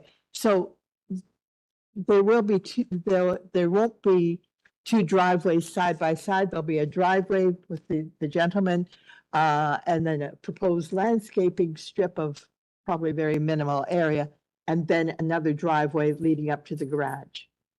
So I think his concern about having a driveway, it's going to be a change, but we really couldn't consider it a concern. That's all I have to say. Thank you, Ms. McCauley. So we're just, do you have anything you want to add after Ms. McCauley's comments? No, I think I understand what she's saying. Very good. And that's fully aired out, and that's what we're here to do. So just put yourself on pause, and we're going to circle back now to the agent. And Ms. Ullman has a question. Through you, Mr. Chairman, I have a question about variance number 4. You're only asking for 0.01. Like, why do you need that variance? Yeah, I was about to say that. We will eliminate that variance. You're going to delete that variance? Right, yes. Okay, thank you. Thank you. Thank you. That was very good. At this point, you also have an opportunity to address what the speaker asked about. Would you like to do that? I would like to make a brief presentation, Mr. Chair. Yeah, if you could answer the questions that the gentleman spoke to specifically, that's appropriate. Thank you. Thank you. So I heard 2 concerns after Madam Chair, Ms. McCauley answered to his queries and concerns. So the driveway will be as per the building permit once we apply for a building permit, but for now there is no variance. For setback as well, for now there is no variance. So we have complied with bylaws. About the height, the total building height is within the permitted maximum. There's no variance on the total building height. Again, about the shadow, if there was a shadow concern from the City of Toronto, they would have asked for a shadow analysis, but in our case, there was no concern for the shadow. So I believe we have complied with those concerns. Thank you for that. Mr. Khan has a question for you. Thank you, Mr. Chair, to you, sir. I would appreciate to have clarification from the agent about variance number 2 and number 3. I understand a correction has been made in number 3. It is the mean, it's not the dwelling, it is the mean wall height, right? Yeah, right, yes. In 2, you are also saying that exterior mean wall height 8.33, and then again you are saying mean wall height 8.89. Please clear this one for me. Thanks. Thank you for your question. So I did not write those bylaws. And so this public notice is a reflection of the zoning notice.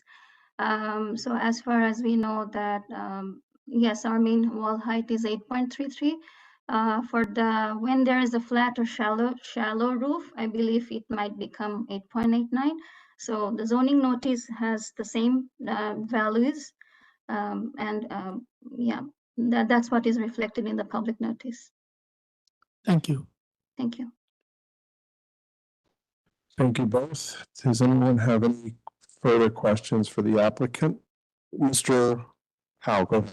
Thank you, Chair. Just a quick question. The applicant's agent, do you remember from top of your head, what is the maximum building height allowed under the zoning bylaw for this property? Yes, and that is 9 meter. Thank you. Thank you.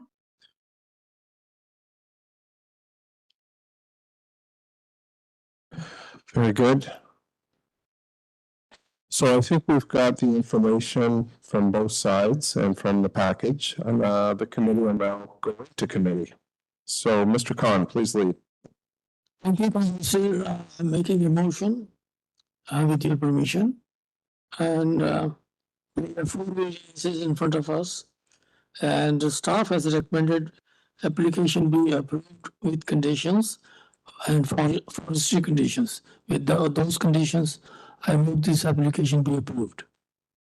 Okay, we have a motion to approve by Mr. Khan with respect also to conditions. Go ahead, Mr. Ullman. I was just going to say as amended, but that's with the deletion of variance number 4. So we have 3 variances before us, right? Right, I agree, yes. Okay. A motion by Mr. Khan to approve for 1, 2, and 3 variances, number 4 to be struck from. Also, I'm sorry, Mr. Chair, there's also forestry number 2, I believe, and there's a planning report also. Correct. Urban forestry and community planning. I was getting there. It just takes me longer. I'm older. Go ahead, Ms. Ullman. Would you like to second this motion? Yes, I'll second that motion. I feel that this application meets the 4 tests and fits within the context of the neighborhood. Moved by Mr. Khan. 1, 2, and 3 is the variances, 4 struck from it, and seconded by Ms. Ullman. Also, urban forestry community planning, seconded. All those in favor? That's unanimous. Motion carried. Thank you, Ms. Thank you.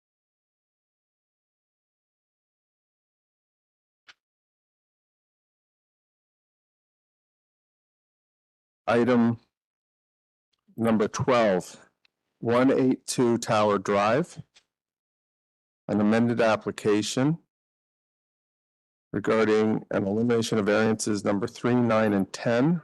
Revised variances 5 and 11. We have conditions of approval from urban forestry and community planning on the supplementary agenda. There is no correspondence for or against, and no speakers to note. Oh, we do have a speaker. I will add that. Is the speaker here or online? Online. Okay, can we hear from the applicant or agent, please? Absolutely. Mr. Chair, Jonathan Minskowski, 301 Keewatin Avenue. Hello, sir. Just let me look to the group here. Does anybody want a full presentation or have any questions? Okay, you can see probably from where you are that there's not any need for a presentation unless you wish to give one. You have up to 5 minutes. We may have some questions for you as we proceed. Go ahead, sir. Yeah, very, very, very briefly. I would just like. Chair, excuse me. There are people, there are speakers that are here in person. Okay, thank you. Go ahead, sir. We're going to let you say what you want to do first, then we'll get to our speakers. Thank you, Deputy. Yes. I would like to just briefly review the changes because I do believe they're very significant. We have removed variance number 3, which is the building length variance. The request for the building length is now in compliance at 17 meters. Additionally, we have variance number 5, where we have moved the garden suite further away from the west lot line, which is the actual street on the flanking side. Additionally, we have removed variance number 9, which is the rear yard soft landscaping. It is now in compliance with the zoning bylaw for rear yard landscaping.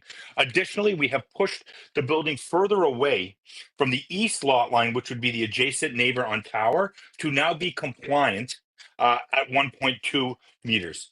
And then lastly, we have increased the separation between the proposed garden suite and the proposed dwelling to now be 6.29 meters. If we could bring up the revised site plan that was submitted in conjunction with the planning comments, I would just like to briefly highlight a couple of key points and how that relates to the impact on the adjacent neighbors, and specifically in terms of the separation. Yeah, if we could just zoom in on the separation between the building and the actual dwelling itself. So there's two. The variance before you is for 6.29 meters. That 6.29 meters, as we can see, is just for an architectural feature, which is essentially that turret there. Between essentially the bulk of the dwelling itself and the proposed garden suite is 6.8 meters. I would also note that the rear main wall of the proposed dwelling is built in line with the proposed dwelling adjacent to it at 184. There's a variance here that we don't see very often, which is the side entrance stair, as we can see adjacent to the property. Now, how that speaks to the impact on that adjacent property is that is actually its driveway area there. So in terms of that being in any type of livable area with people walking there, the impact again is mitigated by that being the driveway and not any sort of livable area. The second reason for that, again, similar to the application I had earlier, this is actually going to be an owner occupied multiplex where the owner will live on the first and the second and will rent out 2 units in the basement. So again, the desire was to not have traffic coming into the main area at the rear to accommodate the extra suites in the basement. In terms of the garden suite itself, in my opinion, it's appropriate. This is a flanking street. Taking the direction from my earlier applications, we also have sufficient parking with 2 parking being in the garage, and then essentially 2 that would be able to fit on the boulevard itself. In my opinion, with the changes we've made, again, the impact has been mitigated as the dwelling is not too long. And that's essentially it. I'm happy to hear what the name. Oh, I would also say that I did go out and drop off letters into the adjacent neighbors' houses, and I didn't hear back from anybody. Appreciate it. Thank you. Questions for the agent? Yeah. Okay, we have no questions for the moment. Can we bring up the speaker? Oh, I was told it was online. Are you here on this matter too, sir? Yes. Okay, hold on a second.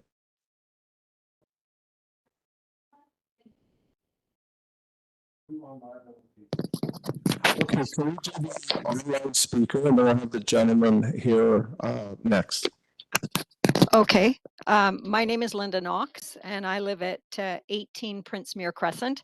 I did not receive any notification or any consultation from the agent, and I look at the back of the property, and I'm very, very concerned about the property around it. First of all, the property is going to take a larger footprint. And there are 2 parking spots at the back. If you put a building in there, it's going to limit the amount of parking. The property itself is at a stop sign, and if there are people parking in front and parking at the side, it makes it very difficult to come around. And there are children that are crossing at that stop sign to walk into the school adjacent to it. And so I do have some significant concerns about the parking. I would like, actually, one of the committee members mentioned at an earlier property, the possibility of a compromise of eliminating the garden suite and creating enough parking.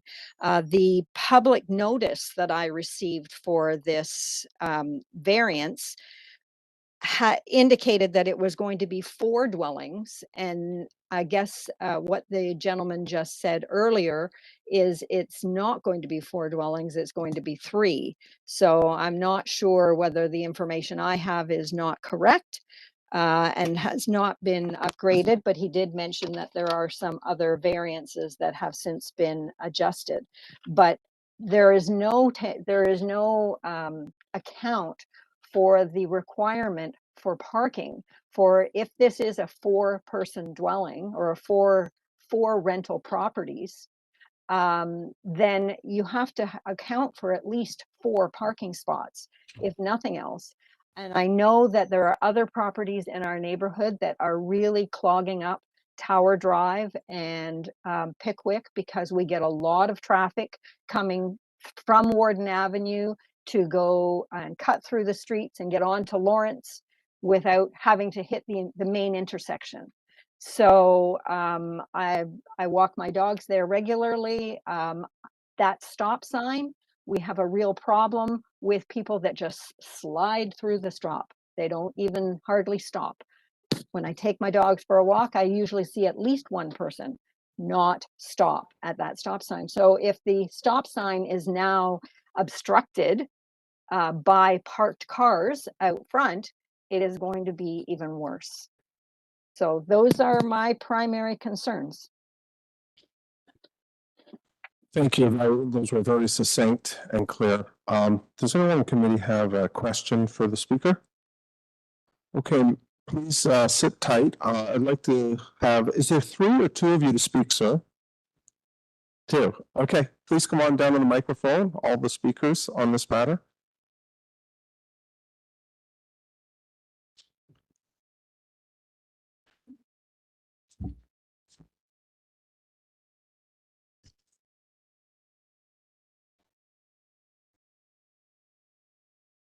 Thank you, sir. Thank you, miss.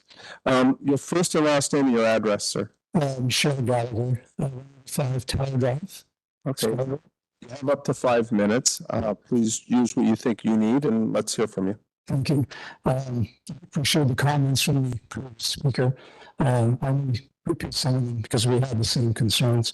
One is that this triplex place, the plans show 8 bedrooms in the house, 4 on the top floor and 4 in the basement, plus a garden suite, which means that we can assume that there's going to be at least 8 people or 9 people actually on that property any time, and we don't know what capacity might be as time goes by. So how many people might occupy that house is really unknown. To the variances are not minor. And I appreciate that some have been corrected, and there were originally 12 variances on this project. Even though public transit is available, tenants usually end up driving their vehicles or have vehicles and could block people's driveways in the area. The increase in traffic on Tower Drive. Tower Drive, as I was mentioned before, is quite a busy street. It is a shortcut between Warden Avenue and Lawrence and the other way around. And at times that becomes very, very busy. The construction is not in keeping with the character of the neighborhood. I've lived there 30 years. I've seen changes over the year, but this is a major change in both density with people and vehicles. And we understand that there's a need for affordable housing in the city. This project goes way beyond that particular spirit of wanting to do that. And in itself, to me, it's an abuse. It's overcrowding, and the density issues from both people and vehicles are a concern. Thank you. Thank you.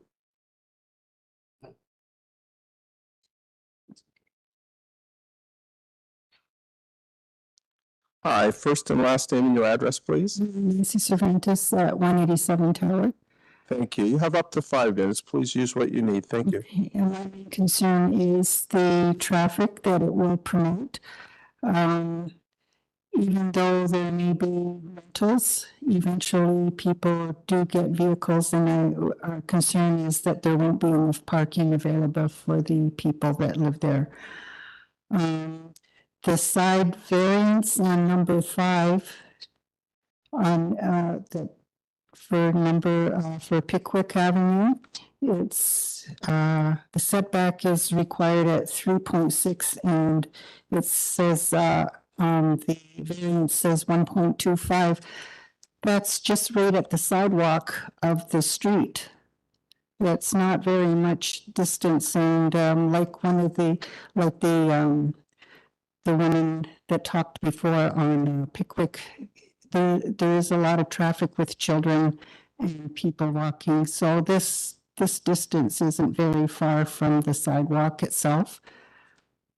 And it's just the building is just out of context of the whole neighborhood. And it's like the neighbor said, we appreciate the fact that there has to be room for people, but I think it should be taken into consideration the neighborhood, and it should be designed to incorporate the neighborhood without making a big difference. That's a big eyesore. It can be an eyesore eventually. So, and that's my concern. Okay. Thank you. I have a question for you. When you look at this street and this neighborhood, is there diversity of housing? So housing from the 50s to housing today that's our house, we did put an addition to the back of our house, 2 bedrooms and a washroom, but and we did have to come to the committee for adjustment because of the side property for the height of the. But other than that, people in the neighborhood have kept pretty well the way the house has been. There may be some variances a little bit, like where people have put an addition on, but it's not a big addition like this. And my husband and I have lived in the neighborhood for 47 years now, and it's pretty well kept the same. The neighborhood is pretty well kept the same, and it's one of the few neighborhoods that do not have any condos or apartments in it, and that is a big drawing point for the neighborhood, I think. okay. Thank you very much. Appreciate it. Thank you. There are no more speakers online, correct? No, okay. We give an opportunity now back to the agent to address these neighborhood concerns, please. Thank you, Mr. Chair. Thank you, neighbors. I quickly want to acknowledge one thing. I did use the word triplex because it is 3 units within the dwelling plus the garden suite. But the main dwelling is considered a triplex plus a garden suite, which is 4 units, which I think is what the neighbor spoke of. The neighbor was incorrect in saying that there's a requirement for parking. In this instance, there actually isn't a requirement for parking within the zoning bylaw. That being said, 2 car spaces are, if we could actually maybe bring up the ground floor plan, I would appreciate that. Of the garden suite. Sorry, the garden suite. My apologies. Perfect. So what we have here, what we can see is 2 functional spaces that is within the garden suite itself.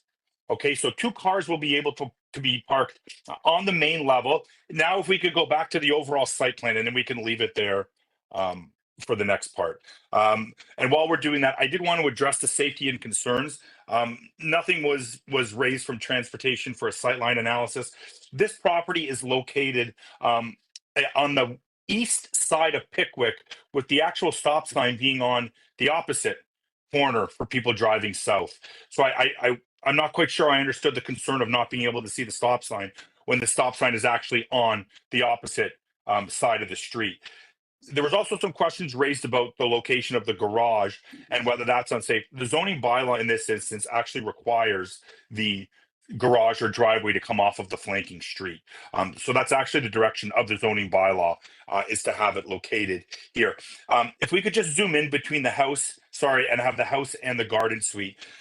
Again, 2 additional cars would be able to be parked also on the boulevard between the sidewalk and the garden suite. So in essence, 4 cars could park there.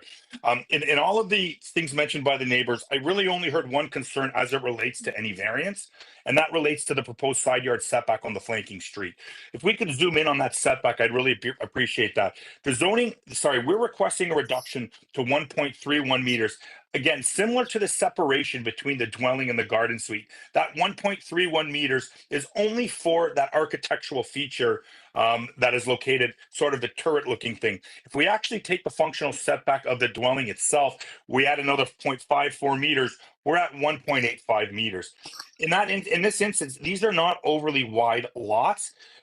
In terms of shrinking it, the house would become considerably smaller. And I know we don't have a request for a coverage or anything like that variance before you today. If we could just go up a little bit.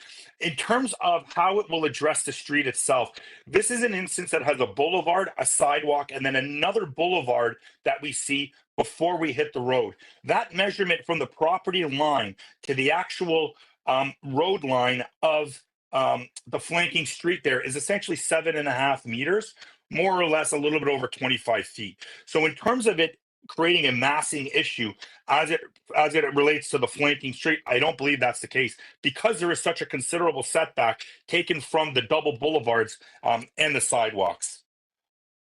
Again, lastly, neither one of the objectors were the adjacent properties, which was where I dropped off the letters. So yes, it would make sense that the first speaker, who lives on the north side of Princemere, which is the street behind this property, would not have got a letter from myself. I think that's it. I'm happy to answer any questions that the committee might have.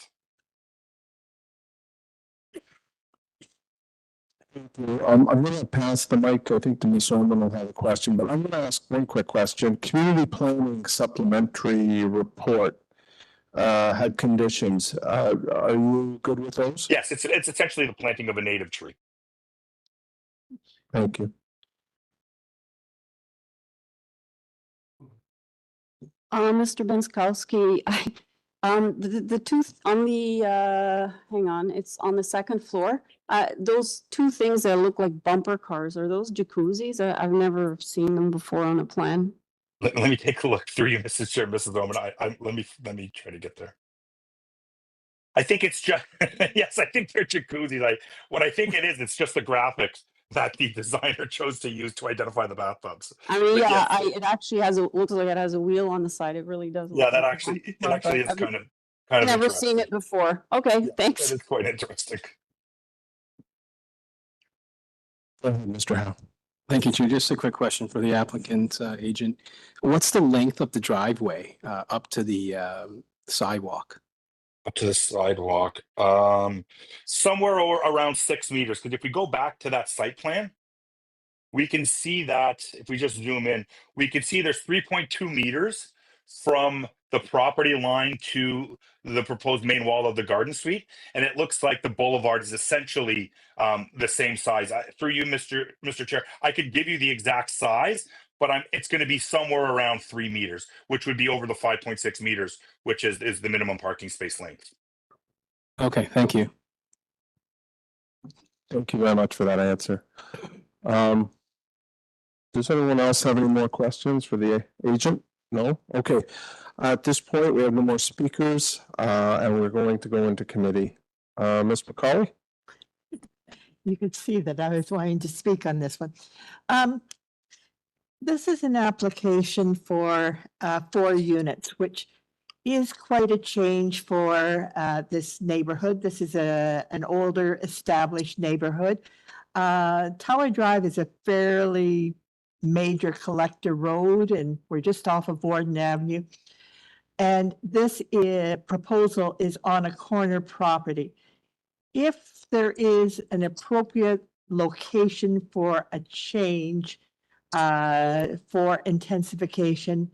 In my view, a collector road close to Warden Avenue and a corner lot probably is the most appropriate location for making that change.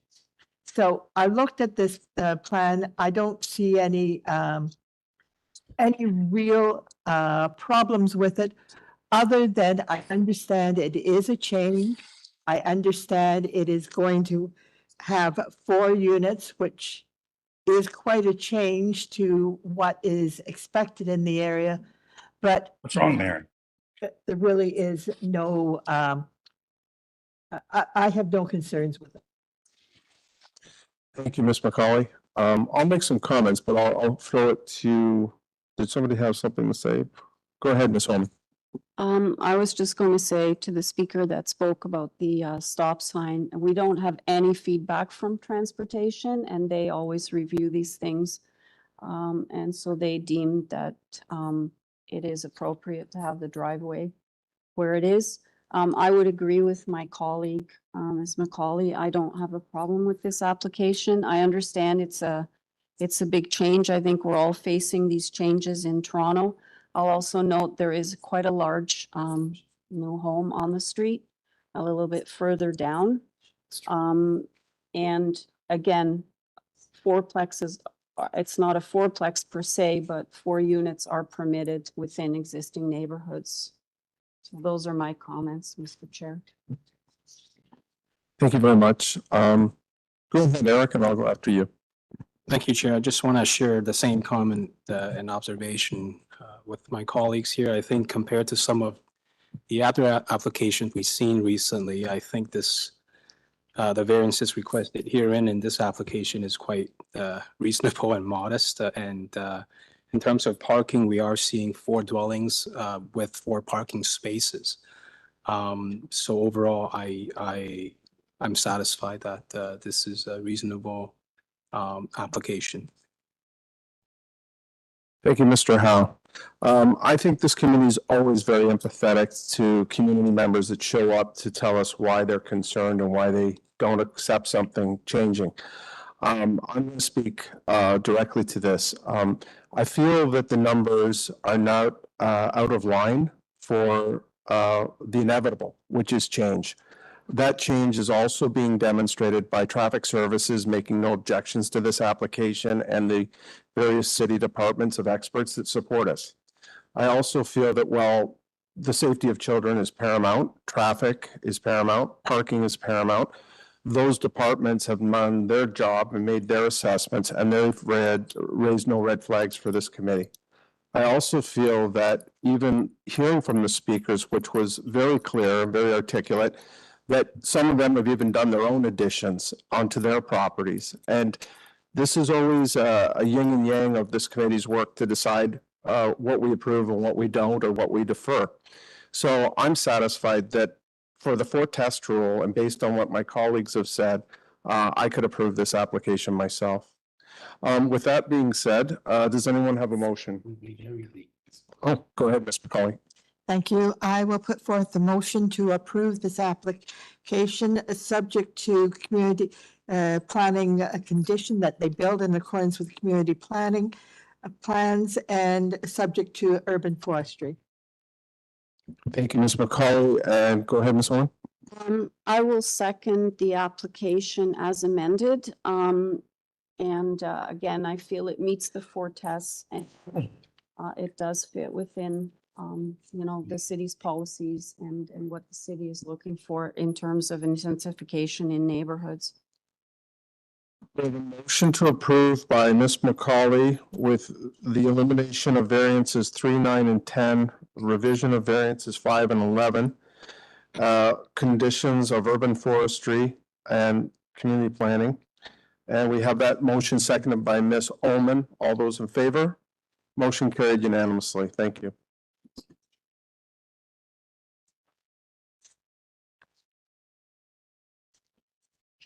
Mr. Chair, can we find out who is sitting here? Because we're now at 12:30. are we going to take a short break or are we going to take a longer break? So I will do that. You folks directly ahead of me, what matter are you here on? 34 Markley. Okay, just wanted to confirm that. So if you like, Ms. McCauley, and subject to the deputy treasurer and other committee members, we could take a short break. Well, they're here for the next item. So Yeah. let's Proceed? proceed. I wasn't sure if you needed to take a break. I was trying to be diplomatic. We will proceed. Yeah, well, it's close. We'll just proceed. We're gonna, yeah, and these folks have waited long enough. Okay, so where we're at right now is item 13. 14. Oh, sorry, that was the Trevor. My apologies. I don't know why I can't get everything straight in my head. There's only 30 moving parts here. Item 14, 34 Markley Square. You folks are here to speak to that issue? Yes. Confirmed. Thank you. Do we have the agent or applicant online? Oh, we have you here, sir. That's great. I will note for this matter, according to my correspondence, we have 2 letters of objection, petition letters of objection with 64 signatures, a councilor's letter, and 5 speakers. Do we have over 5 speakers, or is it 5? More than 5. It's more than 5. How many is it in total, please? Through the chair, we have 7 speakers. Okay, just wanted to confirm. Thank you. Okay, let's hear from the agent or applicant first. Sir, your first and last name and your address. It's members of the agent for the year to the Avenue, Mississauga. Thank you. Well, you have a very nice voice. It is a bit soft, and I have hearing issues, so please speak as loud as you can into the microphone. We're going to have a presentation from you. You have up to 5 minutes. It's not going to be 2 years. So the proposal is to upgrade existing building to the site addition, which is 36.4 square meter, behind the existing garage, also the garage, to be converted into space. This is the one thing that we're understanding. Exploitation forestry. The complaints letters expose 16 and petitioners. All of them asking the committee members to refuse this application. And finally, 6.69 are considering this proposed place as a rules. Also, parking street. Also mentioning the board capacity for water system, checking the committee and the board consent. So, some to the plans to the statements of all places. But you can see this approval of housing. Also, in the organization with the city agreement. After the proposal was next, to fix is a big difference. Even the places are and in this case, big space for each of the unit. And possibly seeing the city plan is ignored.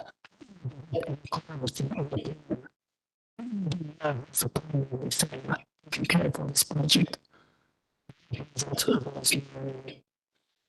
and think that and this is a condition for transportation policy.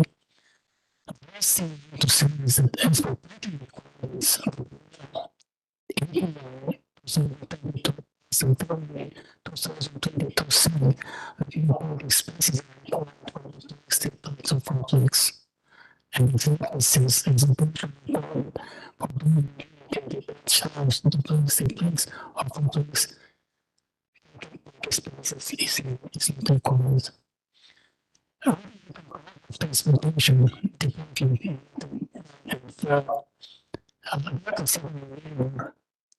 and the obstruction here parking space in front of the yard So, this is that's what we can say. So I think it is an answer to ask the petitioners. Thank you, sir, for your presentation. A quick question right off the bat from me. Are you proposing 4 units with a total of 9 bedrooms?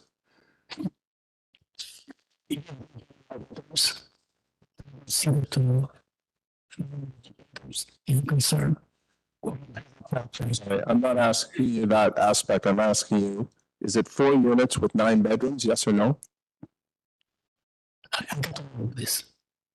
Is it 4 bedrooms and 9 units? Yes or no? I got 9 bedrooms, so give me a second. Okay, I didn't say you need a second.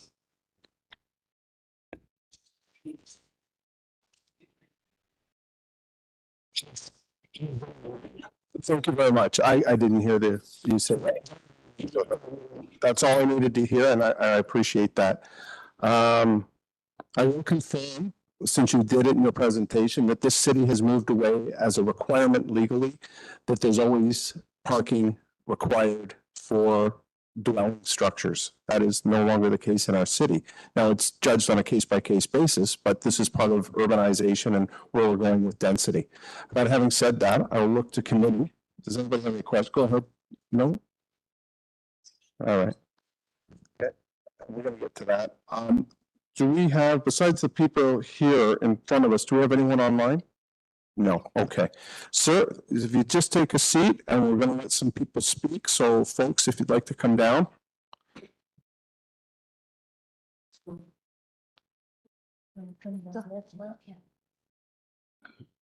have to go down. It's one at a time, isn't it?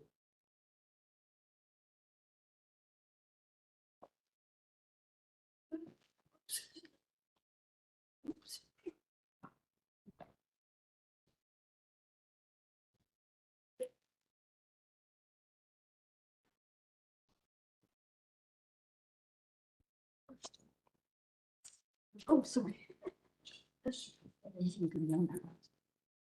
You can sit beside it for 2 minutes. So a couple of things here, because you are an abnormally large group on one issue, which is fantastic, but I want to make it very clear. If you've got to tell us the information that you feel is pertinent, that's what we need to hear. But please refrain from duplicating the same comments over and over. Try to be succinct as a group in these comments, because if you're going to tell us that parking is an issue, then parking is an issue as an example. We'll get that. Tell us why it's an issue. Just, we don't need to hear from 7 people on the same point. Thank you. What's your name, please, and address? My name is J. Thomas. I'm at 29 Murphy Square. I've been in that neighborhood for 58 years. Very good, sir. You have up to 5 minutes. Please speak to us. Yeah. Okay.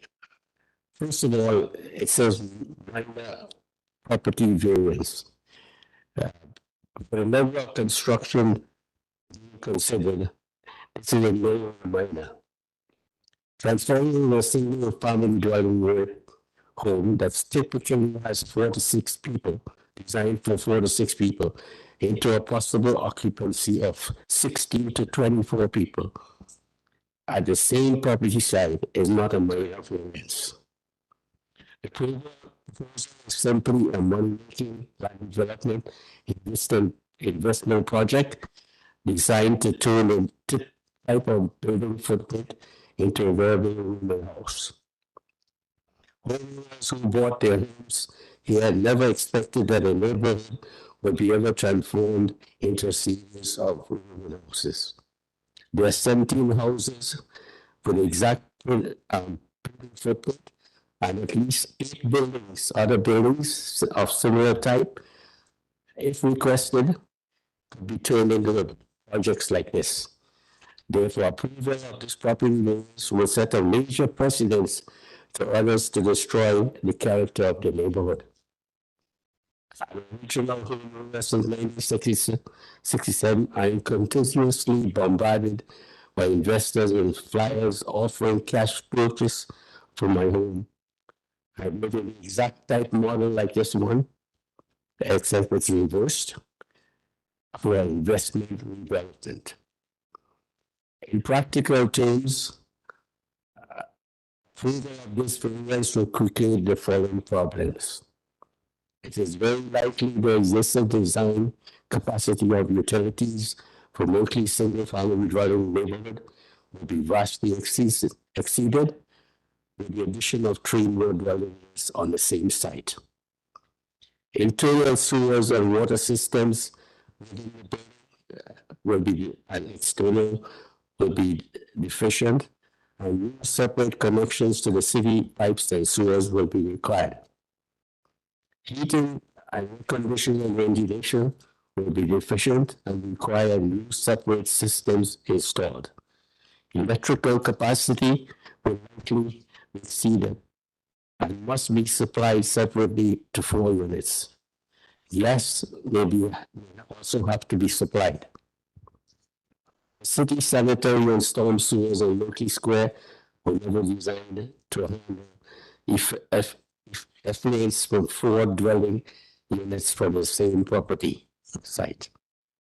Existing water pressure on Loki Square is already low, adding 16 to 24 possible water consumers in the current system, let alone the possibility of from 25 to other possible redevelopment projects like this would definitely negatively impact the household needs of the Berkeley Square. It will set a precedent to certainly do this building. A cursory review of the available and online development plans show no exits, fire exits, and there's serious deficiency for life and safety hazard occupants, especially the elderly, disabled, and in wheelchair residents, including those in the basement. The construction of a porch and stairwell providing access to unitary will encroach on the setback with approval by the city originally, and means that it will be congruent with the rest of the buildings. The water runoff from the extra building roofing and removal of the grassed areas for the porch at the front will also a problem. The 60 to 48-inch living room window facing the adjacent building at number 32 will look directly into the porch area and the patio area of the other building. Also, the runoff from all the water from the running cause backups on a multi-core sewer system. But I ran out of 5 minutes. You're a good man. You were watching the clock. I do have a question for you. May I ask it? Yeah. Thank you. You spoke to the engineering principles of what the system can handle, whether it's water pressure or sewage. Do you have a background in engineering? Yes, I do. You do? What is that background? I have 40 years of engineering experience, retired, and I started my career as municipal engineer and transportation engineer all my life, and transit. Okay, thank you for answering that question. That's very good to know. The next speaker, and if you could follow like the first gentleman, keep your eye on the clock, we would appreciate it because obviously we'll want to hear from all of you.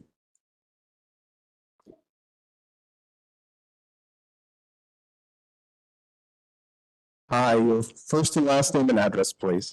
My name is Patricia Harvest. I live in 33 Berkeley Square. Go ahead. So, the change indicated plans will completely destroy what current legal curb appeal this property has, and will affect my resale value should it decide to sell.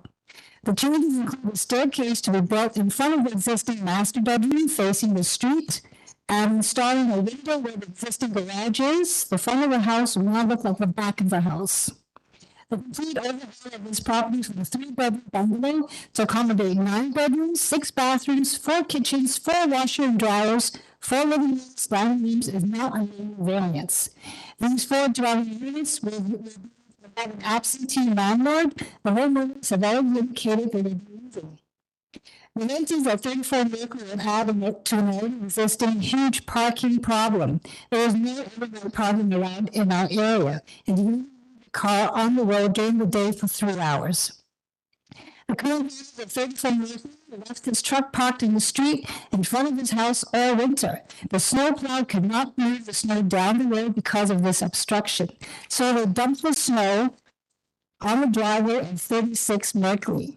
This is going to happen to my property and homeowners on my side of the street because of the cars that are going to be parking from 34 Merkley. Currently, that house has only got room for 2 cars. Where are all the other cars going to park? We can expect at least 6 to 8 more cars that will belong to the renters. The onus is always falling on the shoulders of the homeowners in this community to call the city because renters do not maintain their properties they rent. They don't cut the grass, they don't pick up the garbage that they dump on the boulevard. They don't use a blue box for recycling. They use it for garbage or because of absentee landlords. Do we need to add 34 Merkley to this list? The petition that we write to you contains 64 individuals that are homeowners in this community. They have lived here for 20, 30, 40, and more years. They are tired of seeing their properties lose their value because of another rental, another living house beside them or opposite them. When I showed everyone the plans for 34 Merkley, there was no hesitation to sign the petition. The first question they asked was, where are all the renters going to park? And how is the snowplow going to clean the roads? It only took me 2 hours a night for to secure these signatures. I'm sure with more time, I would easily have been able to get 100 signatures on this petition. We do not need or want another income-generating rental in our community, especially one that is going to adversely affect the resale value of our homes and parking in the streets. We know this has nothing to do with helping the current lack of housing issue. It's solely to generate revenue for the homeowners. We have one bus route servicing this community, and are not anywhere close to a subway. Everyone drives. Thank you. Thank you very much. Quick question for you. I noticed that the potential for diversity on the street might include 100 Merkley Square, for example, with 4 bedrooms, 3 baths, 2 kitchens, and also 92 Merkley, for example. Do you agree that this street has more than just the homes that were originally built? We have renters, so they have bungalows, a family upstairs, a family downstairs. We have 5-bedroom homes that are rented out to 5 people upstairs, individuals, and the basement's going to be converted. So we have anywhere between 5 and 15 people living in those rooming houses. But the original homes remain the same. They haven't built anything new. I've lived there for 30 years. Thank you very much. Very concise. Next speaker, please. Does anybody on committee have? No, we're good. Next speaker. Go ahead, sir. You have up to 5 minutes. You don't have to use it all, and try to keep your comments to something new if it's already been spoken. Your first and last name and your address. My name is Rudy Kinetic. I'm the husband of Patricia Ray. I live at 33 Merkley Square as well. And I guess my wife has kind of covered a lot of things. I was going to say, from the average occupancy of 4 people in 3-bedroom bungalow to 16, possibly 20, serving fine. Recycling bins on the street each week, and if these are renters, how are they going to pick them up every day? And they're probably going to be sitting there for upside down or whatever. And then the parking is going to come up every time. Everybody going to parking population, the water and sewage, again, that has to be addressed. We've already had a problem with the water pressure. One of the neighbors that has since moved had it increased a little bit, but for some strange reason, it has gone down again, and sometimes it's almost like a trickle. So again, the population is going to be worse. Okay, to address the requested variance issues, number of office spaces lawfully existing will not be reduced. So there's a little bit of the park. Street parking is for 3 hours. Chapter 2, 2030, the maximum permitted lot coverage is 30%. Requested variance is going to be 34.4%. Again, it's called maximum permitted unacceptable. Number 3, maximum of 75% yard front yard landscaping must be soft landscaping. In this case, the front landscaping is 63.7%. That's a huge difference. Again, unacceptable. Parking space, I'm not quite familiar with this arrangement. Parking space may not be located in a front yard or side yard abutting to the street. Parking on the parking spot located in the front yard. This is part of the application. And there's a parking spot, again, this parking cars around the park. Again, not in front of the neighbors' houses again. And again, especially when the parking is reduced to 0. To summarize, this variance requested is major, not minor. The proposal is definitely not desirable for the appropriate development or use of the land. But the applicant doesn't care. We care only about money making at the neighborhood expense. I don't believe the general intent and purpose of the city zoning code and the bylaw are maintained. For example, no 3-bedroom bungalow require residential street converted to a fourplex consisting of 9 bedrooms anywhere in the area. Probably good reason why not. I don't believe this maintains the general intent and purpose of the official plan anywhere close to it. It's going to only create a dangerous precedent, potentially other houses in the same thing. Acceptable. Very good, sir. Let me look. Does anyone have a question for the gentleman?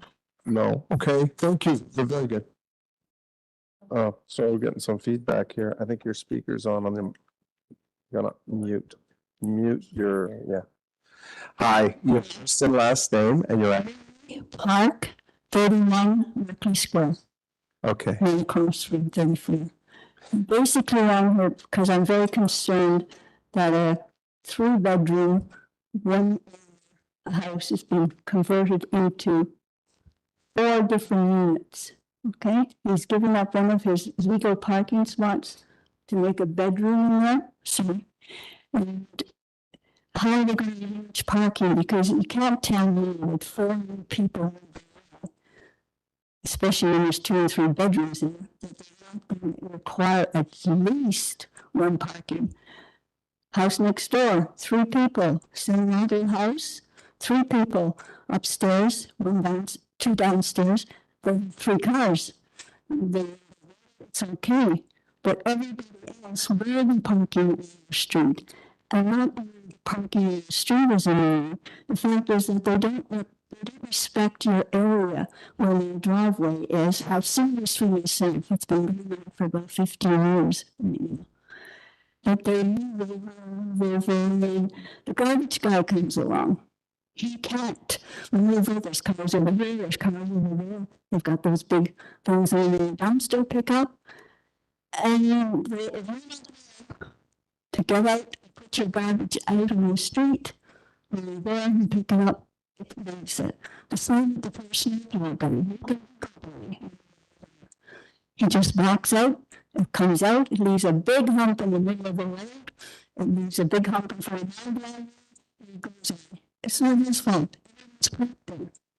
It's going to get worse now. You have people parking there, but but I live on the street, but it's nice. They can park there. They don't get calls and complaints, so they can live with it. So this is my concern is the parking. It's just ridiculous what's going on. It's a lovely to make it into this. It's not going to be great. It's not. People don't stop their garbage after teenager. And just think what's going on. I've seen it. There's a lot of renters leaving now. And it's usually the renters that are renting individual homes, not the people that are renting the house or half of the house. Some respect for the area. But the renters, they just throw their garbage all over. They don't do anything. On my side of the street, 2 houses, 3 houses down, it starts. So I've experienced it myself. The rest of what was spoken here, I go with it also. The drain system, it was built in the 60s. What do you expect? It's not good there for this place. It's not. This is a residential area, and let's keep it looking at the residential area. There's a bus system. It's not the greatest, but there is a bus system. But people don't drive buses. In buses, they have cars. I still have a car, maybe 3. So please look into this more closely. Thank you very much for your comments. I think Ms. McCauley has a question for you. Yes, thank you. You raised some good issues. You raised the issue of parking on the street. And I want to know if you know how long you're allowed to park on the street. So, okay, I got 3 instances here. You raised the issue of parking on the street. In most areas that I'm familiar with, it's a 3-hour parking. And the only way to enforce it is actually to get the city to come out and give up parking tickets for everybody, and it's enforced for maybe a month and then it goes back. So I wanted to know what you have done about parking on the street. I understand your issue with snowplow. It is a problem trying to get around all those cars. And similar your issue with the garbage guys. Have you contacted the city 311 that garbage trucks are having difficulty getting around? Snowplow is just dumping the snow in front of your place and you can't get out.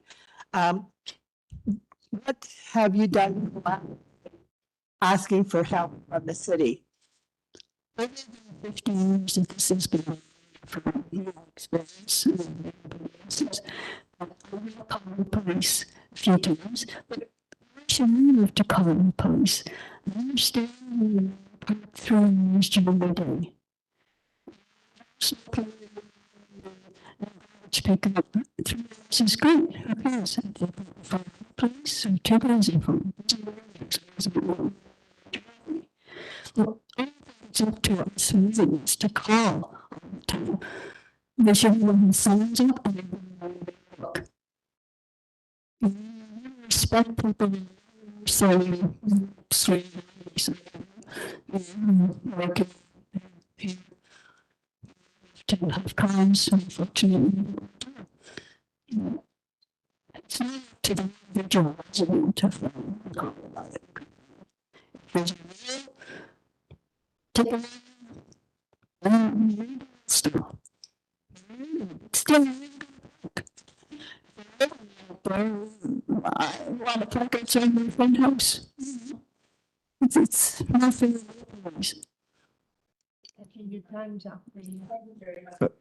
Okay, thank you. Thank you, Ms. McCauley. Thank you, Speaker. Next speaker, please.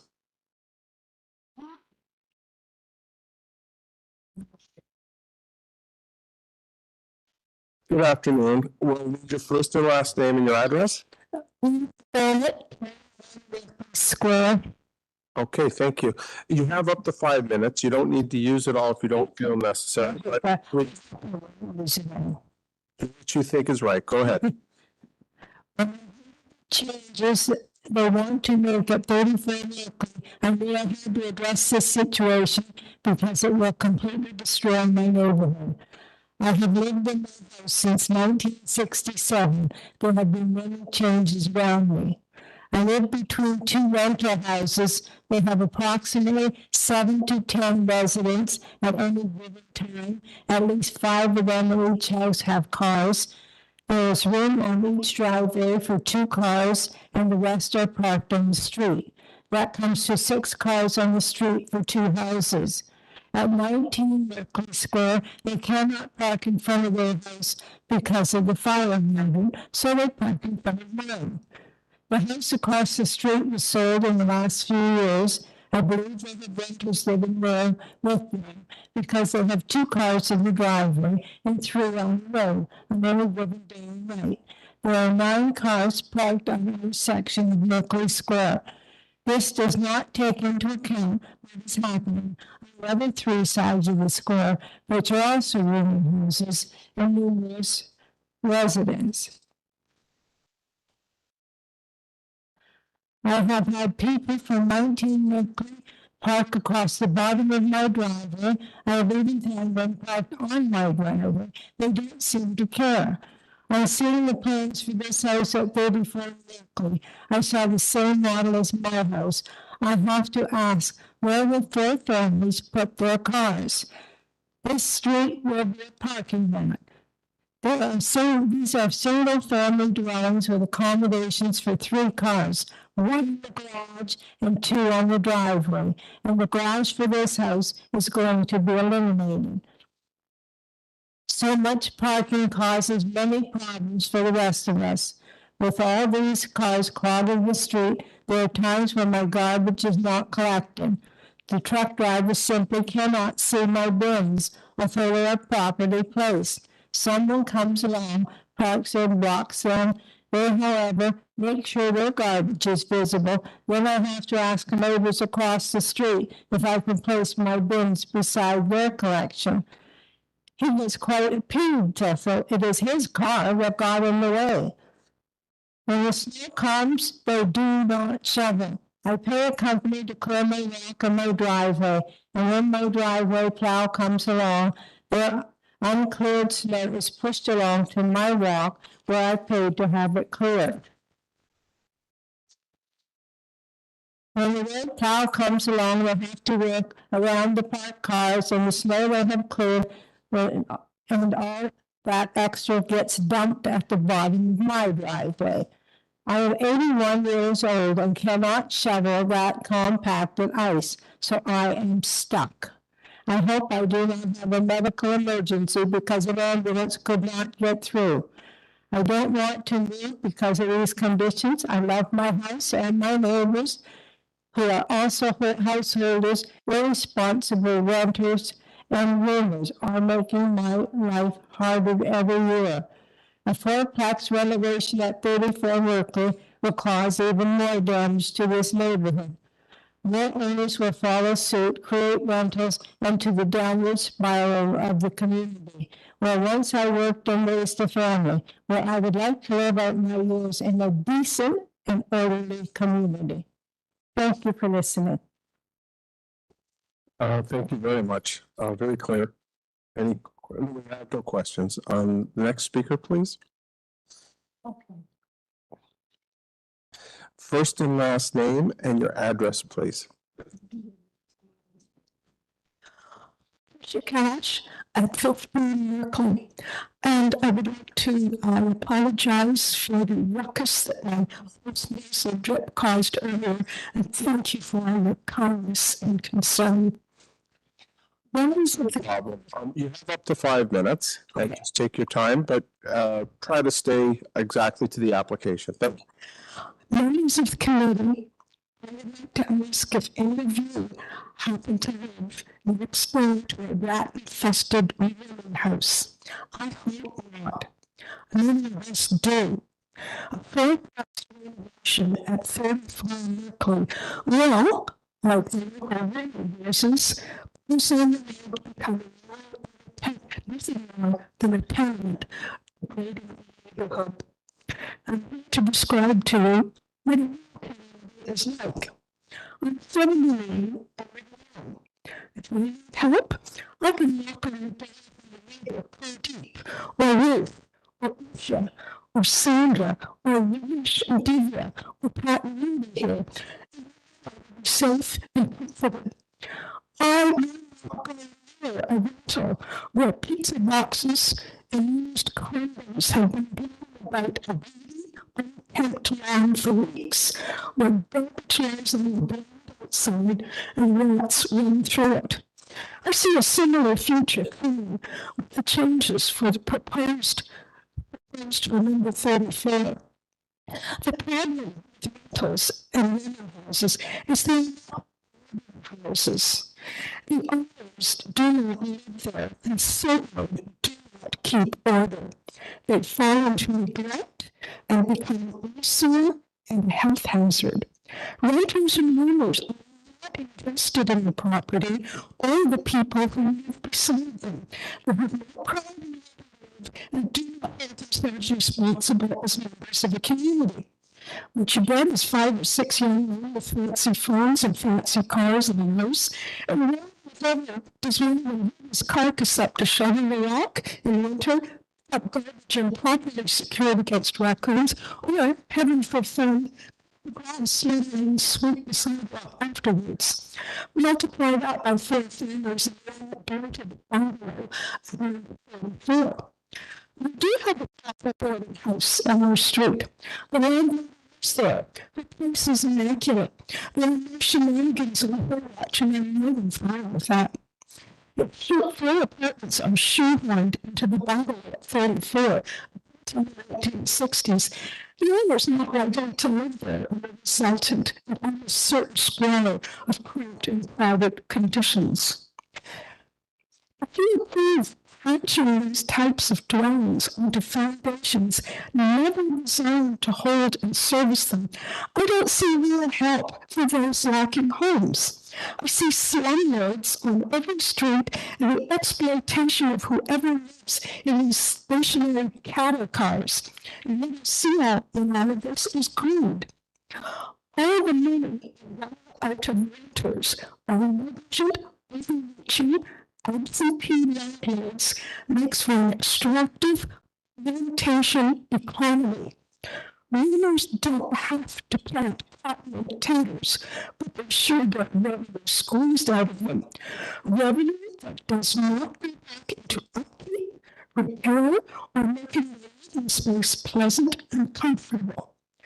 Do you understand what happens when homes are degraded into holding cells? How does a renter feel coming home to a shabby, low edifice that has become more like an abandoned barn than a house for real people? How much it must eat away at their hearts and minds? All the tax money from the proposed changes at 34 will not buy a clean, safe, mutually supportive community. What is your vision for Crown Hall and for Scarborough? What model and remains that you're striving to create? Or are we sleepwalking into unescapable slums? Okay, thank you. That was very vivid, very passionate. Is there any questions for this speaker? Okay, we're gonna go to the next speaker. Thank you. First and last name and address, sir. My name is John Holger, 36 Merkley Square. Thank you. Please go ahead. Ladies and gentlemen, my name is Brendan John Holger, and I'm a proud owner of 36 Merkley Square. I'm here sharply against all proposed variances as I find nothing minor about them. I recently purchased my house less than 3 years ago. Let me tell you, if this proposal had already gone through and the planned dwelling was there, I wouldn't have even bid on it. Now my biggest investment stands a chance of being about a 9-bedroom fourplex with no garage. Well, I say no thank you. These are bylaws are in place to keep the aesthetic character of the neighborhood intact and to protect people like me from people coming in and destroying it. How is it desirable to make the front of the house look like the back of the house? What curb appeal is that even going to have? These variances are, again, horribly minor. They're breaking them to set a dangerous precedence to let greedy landlords, the applicant, to add on, chop up, and destroy a perfectly good bungalow. With it, the charm and appeal of the neighborhood. By the way, they never came and spoke to me about any of this. Because my future former neighbor wants to maximize her potential passive income. All private entry, all separate bathroom, all separate laundry, and all comes with a premium price tag. If this is falling under the guise of fixing her house's crisis, let's not forget it's not about the availability, it's about the affordability. And passive is not, at least the remaining owners, it will all be left up to us, with all the negative aspects that my neighbors have already brought forth to the committee, and I agree with all of them. I have several concerns with the proposal. Has anyone been out to inspect the site? Based on the drawing sent to me, it appears that tree 3 is entirely on my property. It is not. It is actually primarily on 34's property. The fence that appears to be at a 90-degree angle at the back, actually, there's a round set tree. So if these are inaccuracies I'm seeing, how many more inaccuracies are there in these plans? I reviewed these plans. As anyone noticed, there's no door to the bedroom in unit 3 in the basement. Another thing to note, there would be no need for a staircase at the front of the house if they were to just share the staircase that exists at the back to the 2 units that want to put in the basement. And again, they want separate entrances to charge more money. So, yeah.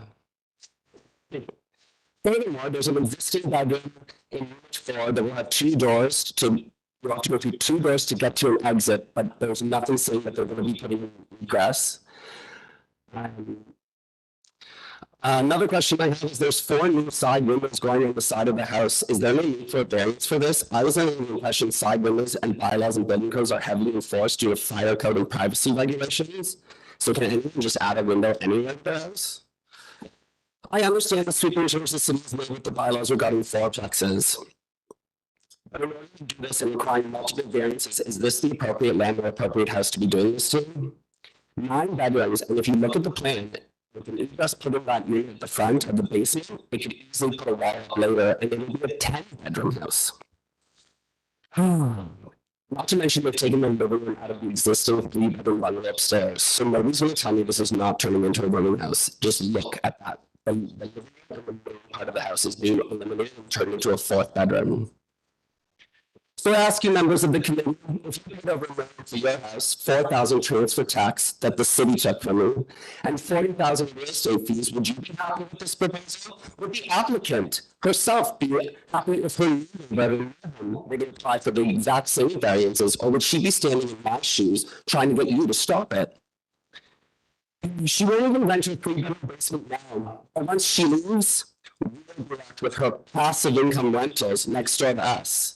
So as my heart sinks into my chest at the possibility of living next to this ugly monstrosity, Pamela and her family have to greener pastures. Well, Berkeley Square was my greener pasture. Don't let private landlords destroy it. Would it be so bad for Pamela to just rent what's already there and leave the character and charm of the neighborhood alone? That is why we're here. We want to protect it. Thank you, sir. Yeah, let's save the applause, folks. You mentioned, if I heard clearly, something about your tree. Is something on the plan that was sent to me? Tree 3 at the back is indicated as to only be on my property. It's not. It's not just on your property. No, it would have probably been what my dad called a property marker tree that was put in when the house was built. I actually imagine looking at the way the tree grew onto my property, I would actually say the original owner of 34 planted it. Okay. And I wanted that clarification. You gave it. Thank you. Are we good? Oh, go ahead, Ms. Holman.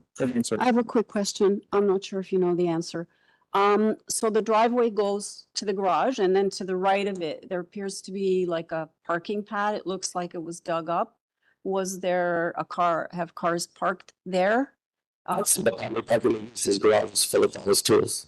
Right, so they basically have an illegal parking pad, I guess, and when was it put there, do you know? It wasn't there when we bought the house. If you look on House Sigma, none of that was there on the house. Yeah, because it looks like there was some digging and some stuff piled at the end of it with a brick. That's what raised his his front lawn up. So is there parked there and in the driveway? Yes. They parked both. He left his car, like my neighbor said, in front of his house all winter, and it caused me to have to double dig out the bottom of my driveway. And I did keep calling the city to get the cars ticketed on the street. I just don't like doing it because I'm scared I'm ticketing my neighbors. Okay, okay. I just wondered about the. No, I'm just. No, thanks for elaborating. Oh, just supplementary to Ms. Holman's question, your response. So were tickets issued? Yes. Thank you. Any other speakers? I think we're good, sir. Thank you. Well done. No? Okay. So the speakers, we've gone through all of you. The agent applicant now has an opportunity to speak to these concerns. Sir, please go ahead. You have up to 5 minutes. Use your time as you see fit. Actually, to speak about that, the application is for a complex which is allowed and parking space.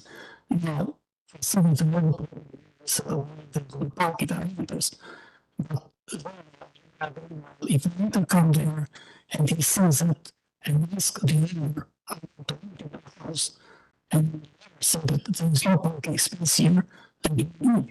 So it was close to the private of the owner and the way. So I don't see a problem regarding that.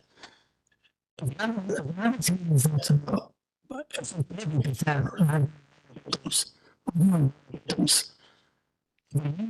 it's really trying the is going to be actually there are but if community thinks that the movement of the buildings is they can be reduced. I don't see any problem with that. So, first of all, thank you for the answer. Two things I took from that is that your contention and is that people renting will know upfront that there is no parking and therefore won't rent from you if they have vehicles. That's number one. And number two, you are somewhat amenable to adjusting this application, and then that could be discussed further. Okay. First one, for the second one, I just want to let you know. This was an action from the owner. But if the owner was thinking, after the existing house, all the variances will be allowed. And you will be approved to get his certificate and approved. And all this neighborhood to be bothered. So they say that the variance is only minor, and I don't see any reason for it to be approved. I appreciate that. Thank you very much. Ms. Holman has a question. Hi, sir. With respect to variance number 3, you're deficient in soft landscaping. Presumably that's because the illegal parking pad was put there. Can you speak to that? Yes, I can. I don't see any objection from the transportation. Well, yes. I asked you about the transportation. You're deficient in soft landscape. I see the weather related to point which has to be removed there and to maintain the same because the application is not already put here.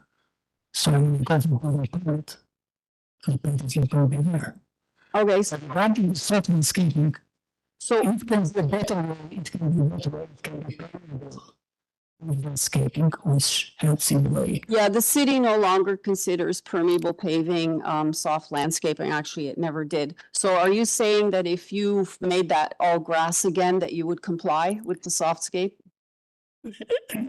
Actually, the application is that we're thinking this spread because spread the number of it worse regarding the landscaping. But the problem if you're going to be anymore, it's going to be existing the way you can have in front of you in the site plan. Okay, I'm sorry, I'm not understanding your answer. How can it make it worse if you make that softscape? Soft landscaping is actually 63%. I know, I'm asking you, if you make that parking pad a grassed area, will you then comply and not need that variance? This is what I'm telling you that if you see the application, I don't have any problem there. And you can see the Google. And show the site plan. If you have the site plan, So the application to without permit, so we never create this homes without permit of the grass. What's that parking space there then? And this is the entrance, it's like a level approach. But is that the proposed site plan up there? It's showing a parking spot there. Sure, parking spot there. Well, what is that there then? It's like a porch, it's the entrance. Okay. I'm confused. I mean, And you don't have to be confused. So, there's no, you're reducing your parking to 0, but you're showing a parking spot on your site plan. Is that the word parking space there? yes, I put a part, that makes it very many parking spaces. I put one there, which is going to them. For parking spaces or for flexes, anyway. Thank you, sir. Just hold still there. Just so the audience knows, I know you'd like to give us more information, but that's not how the process works. So don't be offended, but you can't add supplementary right now. We have to talk to the applicant owner here. Is there any more questions from this committee for the gentleman? Okay, sir, you answered the question and thank you. At this point, just let me collect my thoughts. There's nobody online, so we can go into committee unless, okay, we're gonna go into committee.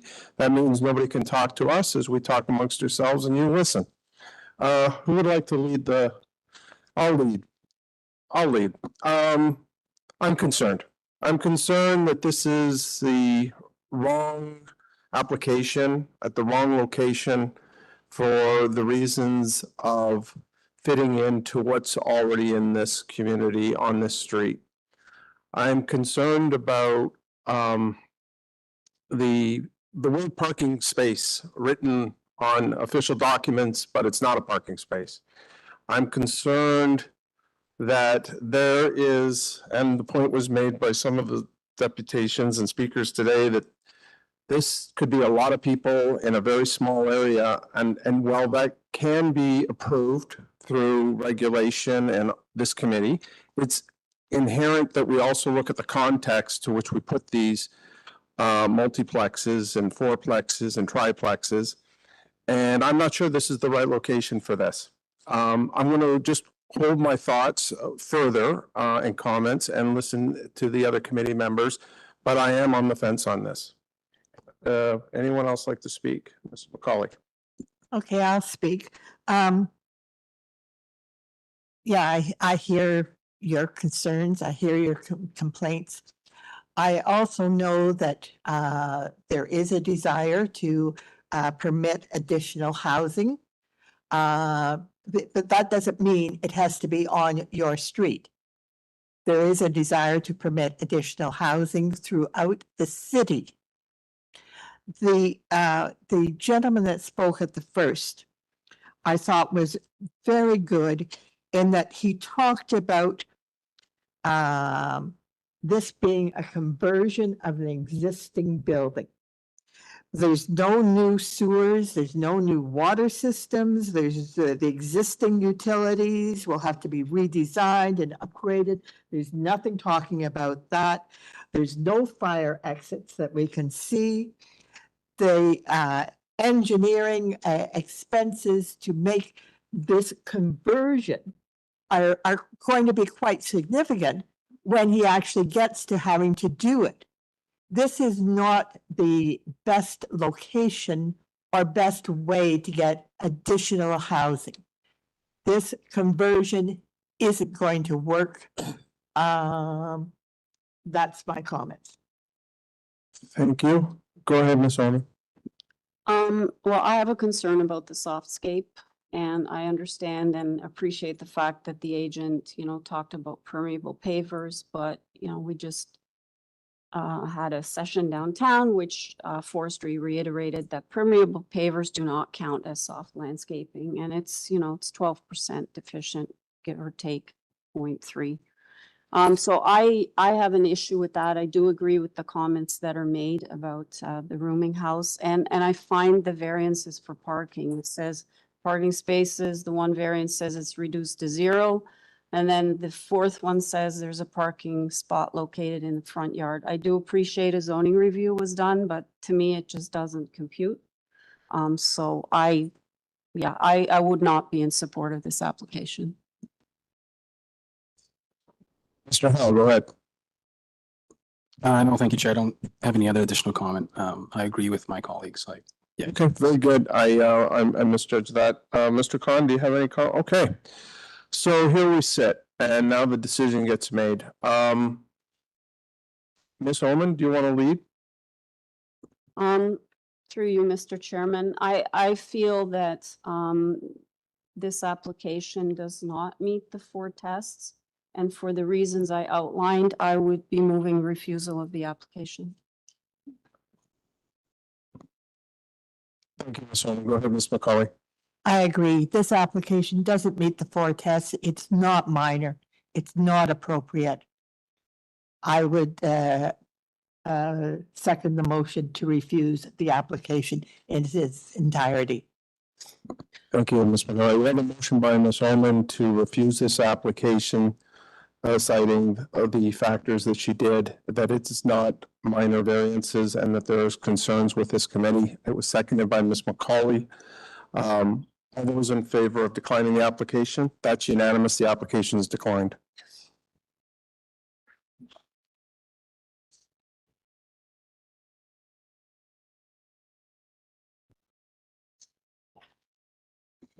New business is item 15, 3260 Shepherd Avenue East.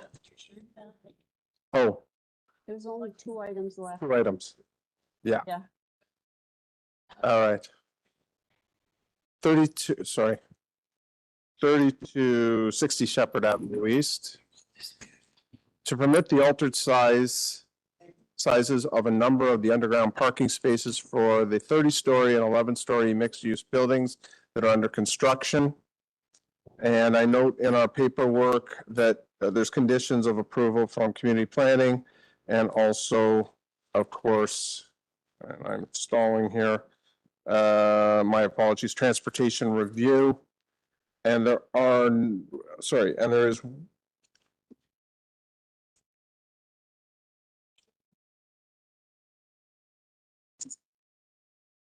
no correspondence.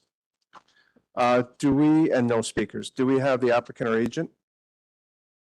Oh, right there. How are you, sir? How are you too? Good. Do you want to give us your first and last name and address, please? Good afternoon, Mr. Chair and members of committee. My name is Ali Reza Partavi, and I'm here on behalf of Pinnacle International, the owner and developer of 3260 Shepherd Avenue East. Fantastic. Can you hold tight a minute? Let me canvass this committee. Does anyone need a review or have questions for this gentleman? Okay, sir, the package was very complete that you submitted. We've reviewed it all. You're welcome to give a presentation, but we don't not require one. So with time, so advanced review. Okay, we're going to go into committee. Sit tight. We are now in committee. Mr. Khan, go ahead. Thank you, Mr. Chair. I would like to move the motion. The staff recommendations are approved with conditions plus metro links. With that, I make the motion that this application be approved. Through you, Mr. Chairman, I'd be prepared to second it, Mr. Khan. It's Metrolinx is an advisory report. There's no conditions.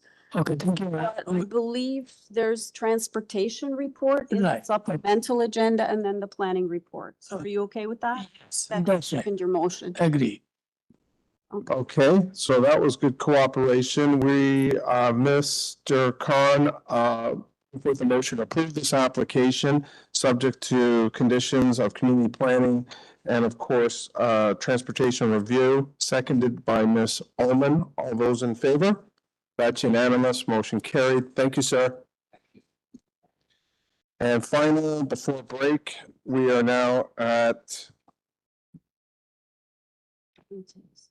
thank you, 31 Beath Street, item 16, 31 Beath Street.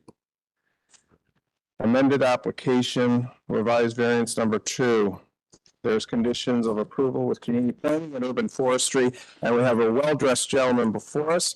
Can we please have your first and last name and address, sir? Good afternoon, Mr. Chairman, county members, and eligible company staff. My name is Hamid Bagisht from Holland. I am the co-developer from 49 Wyckoff Crescent in Toronto. Thank you. Just let me canvass this committee, sir.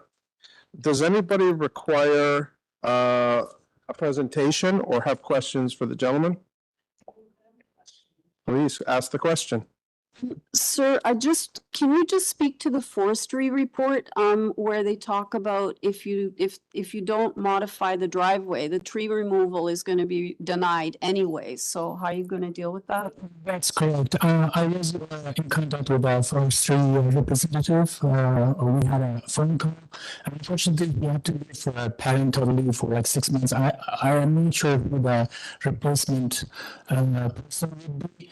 But if we cannot have that driveway in the location, we will flip the whole design in order to save the city tree. That's not a problem. Okay, and then flipping the design, will that impact variances? So I guess what I'm getting at, does it make sense to defer? Because if you're gonna flip and then have variances change, then you might as well defer. Carefully studied all the drawings and the possibility of flipping. It will be just one variance in terms of the height of the side wall will be impacted, but then I will remove that variance. It's not a problem. Okay. So supplementary to Ms. Holman, you're saying that you will follow conditions as community planning was stated, pardon me. Urban forestry, Ms. Holman was talking about. Yeah, so urban forestry. That's right. Yes. Community planning, any concerns with the conditions? Yes, actually, we have two recommendations. Which was the reduction of the height of the building to 9.5 meters. But the other one, I will discuss it if needed. I would like to keep the only variance for the garden suite if possible. Okay, I was under the impression these are conditions. Am I missing? Yeah, they're not recommendations, sir. They're conditions. Okay, it's not going to change anything. It's recommendation or condition. And I would like to discuss if the company was not an explanation. I think this will come. So, yeah, if I'm not mistaken. We will get there. Ms. McCauley, I will relinquish my mic. Thank you. I think I'm going to address this item. Community planning, for your garden suites, you're proposing a garden. Well, first of all, let me put the picture here. This is an area of Scarborough. It's changing over. There's some very large houses. There's an apartment building, a seniors complex, I believe it is, and there's some older houses. So what they're proposing here is to take one of the older houses on an existing lot and build a new house and build two garden houses. I looked at this, build a garden suite. I looked at this because it's an incredibly long lot. It's a very deep lot. And he wants to put the garden suite at the very end of this lot. Looks to me excellent. Good location for a garden suite, end of a large lot. Adjacent lots are also equally large. The issue is planning staff have suggested that the garden suite should be reduced in size. And he's asking for a garden suite of 3 bedrooms in the basement and a first floor of 3 bedrooms. As I said, it's quite not a unique, but an area that is well suited to a garden suite with lots of privacy. I don't see the need to reduce the size of the garden suite. And so that's my position here. That's what I think you wanted to address. Thank you, Ms. Carly. I think if I should explain, I totally agree with Ms. Carly. Sorry. I showed it in presentation material, sheet number 5, which shows the site plan. It clearly shows that I have plenty of room for this garden suite. I have increased the required rear yard setbacks, side yard setbacks, and distance between the proposed garden suite with I have designed a one-story garden suite, while it could be 2 stories. Before the planning staff, Ms. Amanda, unfortunately, I've forgotten the last name.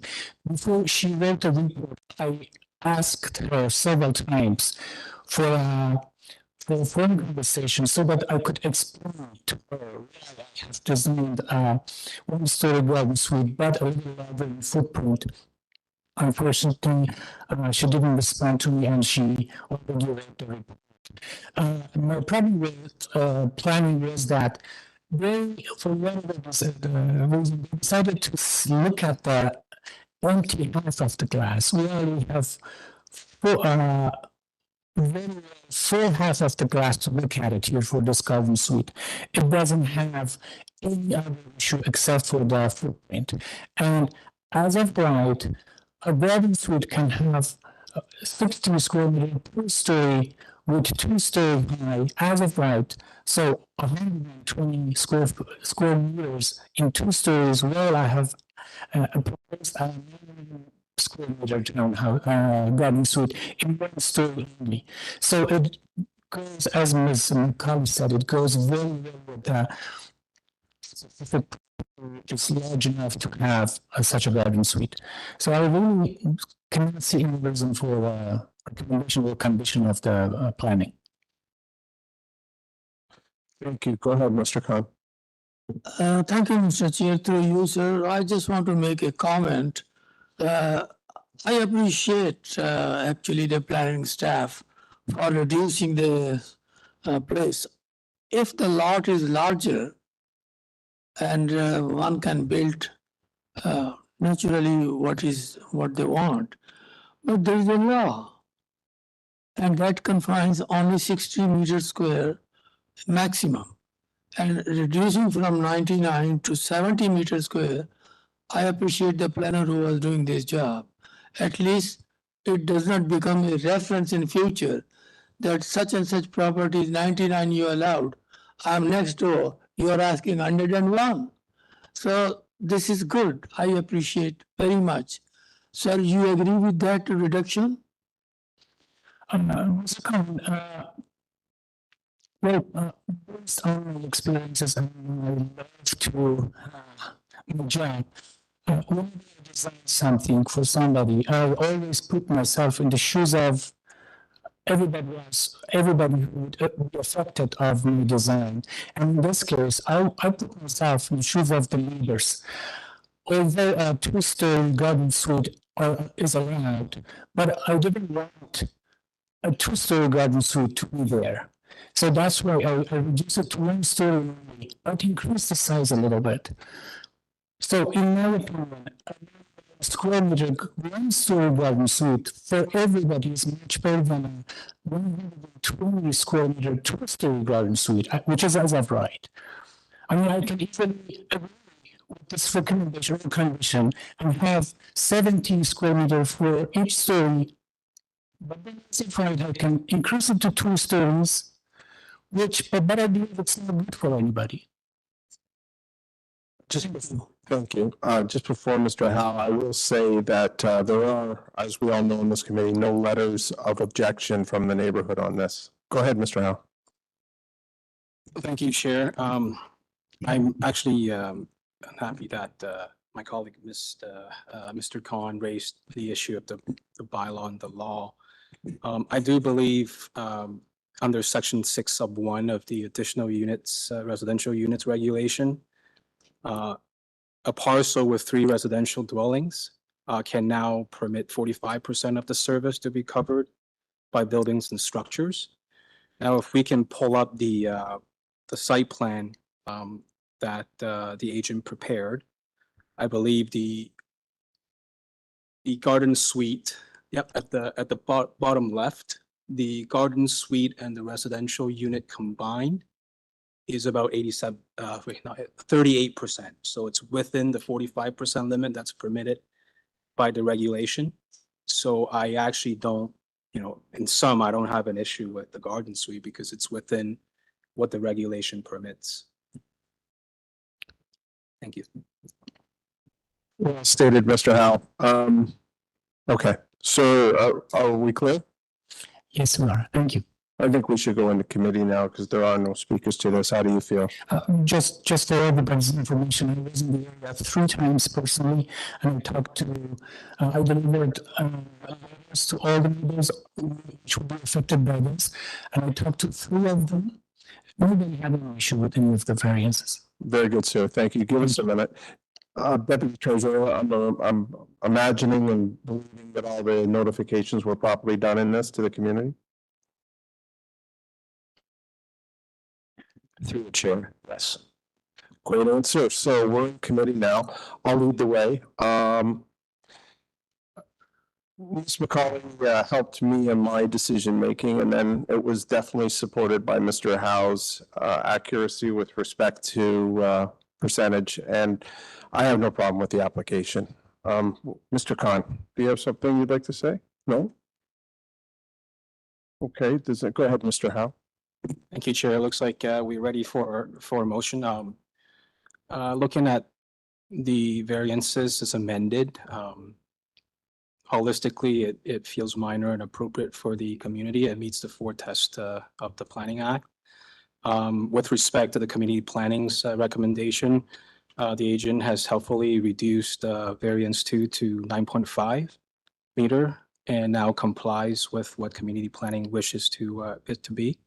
With respect to variance 7, I do feel like although it's, it does meet the regulation ARU 299-16 regulation, and so I don't have an issue with the size of the garden suite, and I don't think, given the regulation, the 70 square meter area being imposed by CP is should be imposed. So on that basis, I move approval of this application without changes to variance 2 and 7 and subject to urban forestry condition number, I believe, 1. Go ahead, Ms. Holman. Mr. Ho, I'll second that, but I would like to include forestry report dated May 23rd, because that's the one that speaks to the modification of the driveway and the tree removal being denied. If you're okay with that, Sure. Yep. then I will second that motion. Agree. Yep. Okay, we have a motion from Mr. Howe to approve this application, subject to the changes recommended by community planning. Sorry. No planning conditions since no planning conditions, sorry. Subject to urban forestry condition number 1 and the urban forestry report being subject to the comments made by the urban forestry report. Okay, go ahead, Deputy. Through the chair, the report indicates advisory comment, which cannot be enacted as a condition. It's for information. Okay, just to be clear, I'm reading from our sheets internally here, and it's under conditions of approval, so I must have. That's correct. Therefore, since this was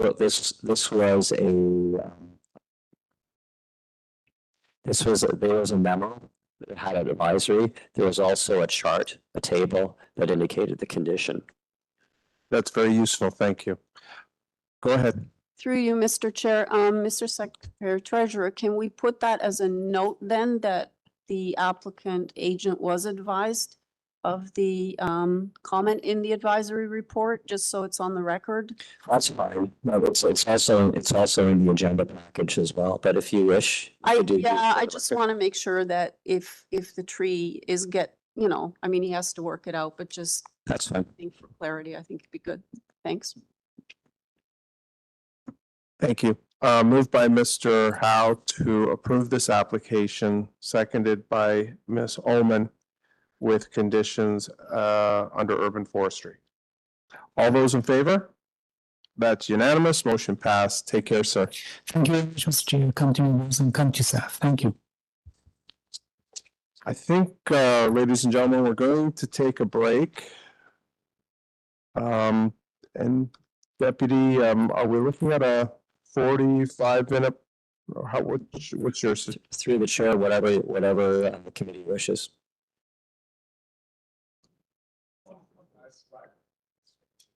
We've asked for 45 minutes, sir. Okay.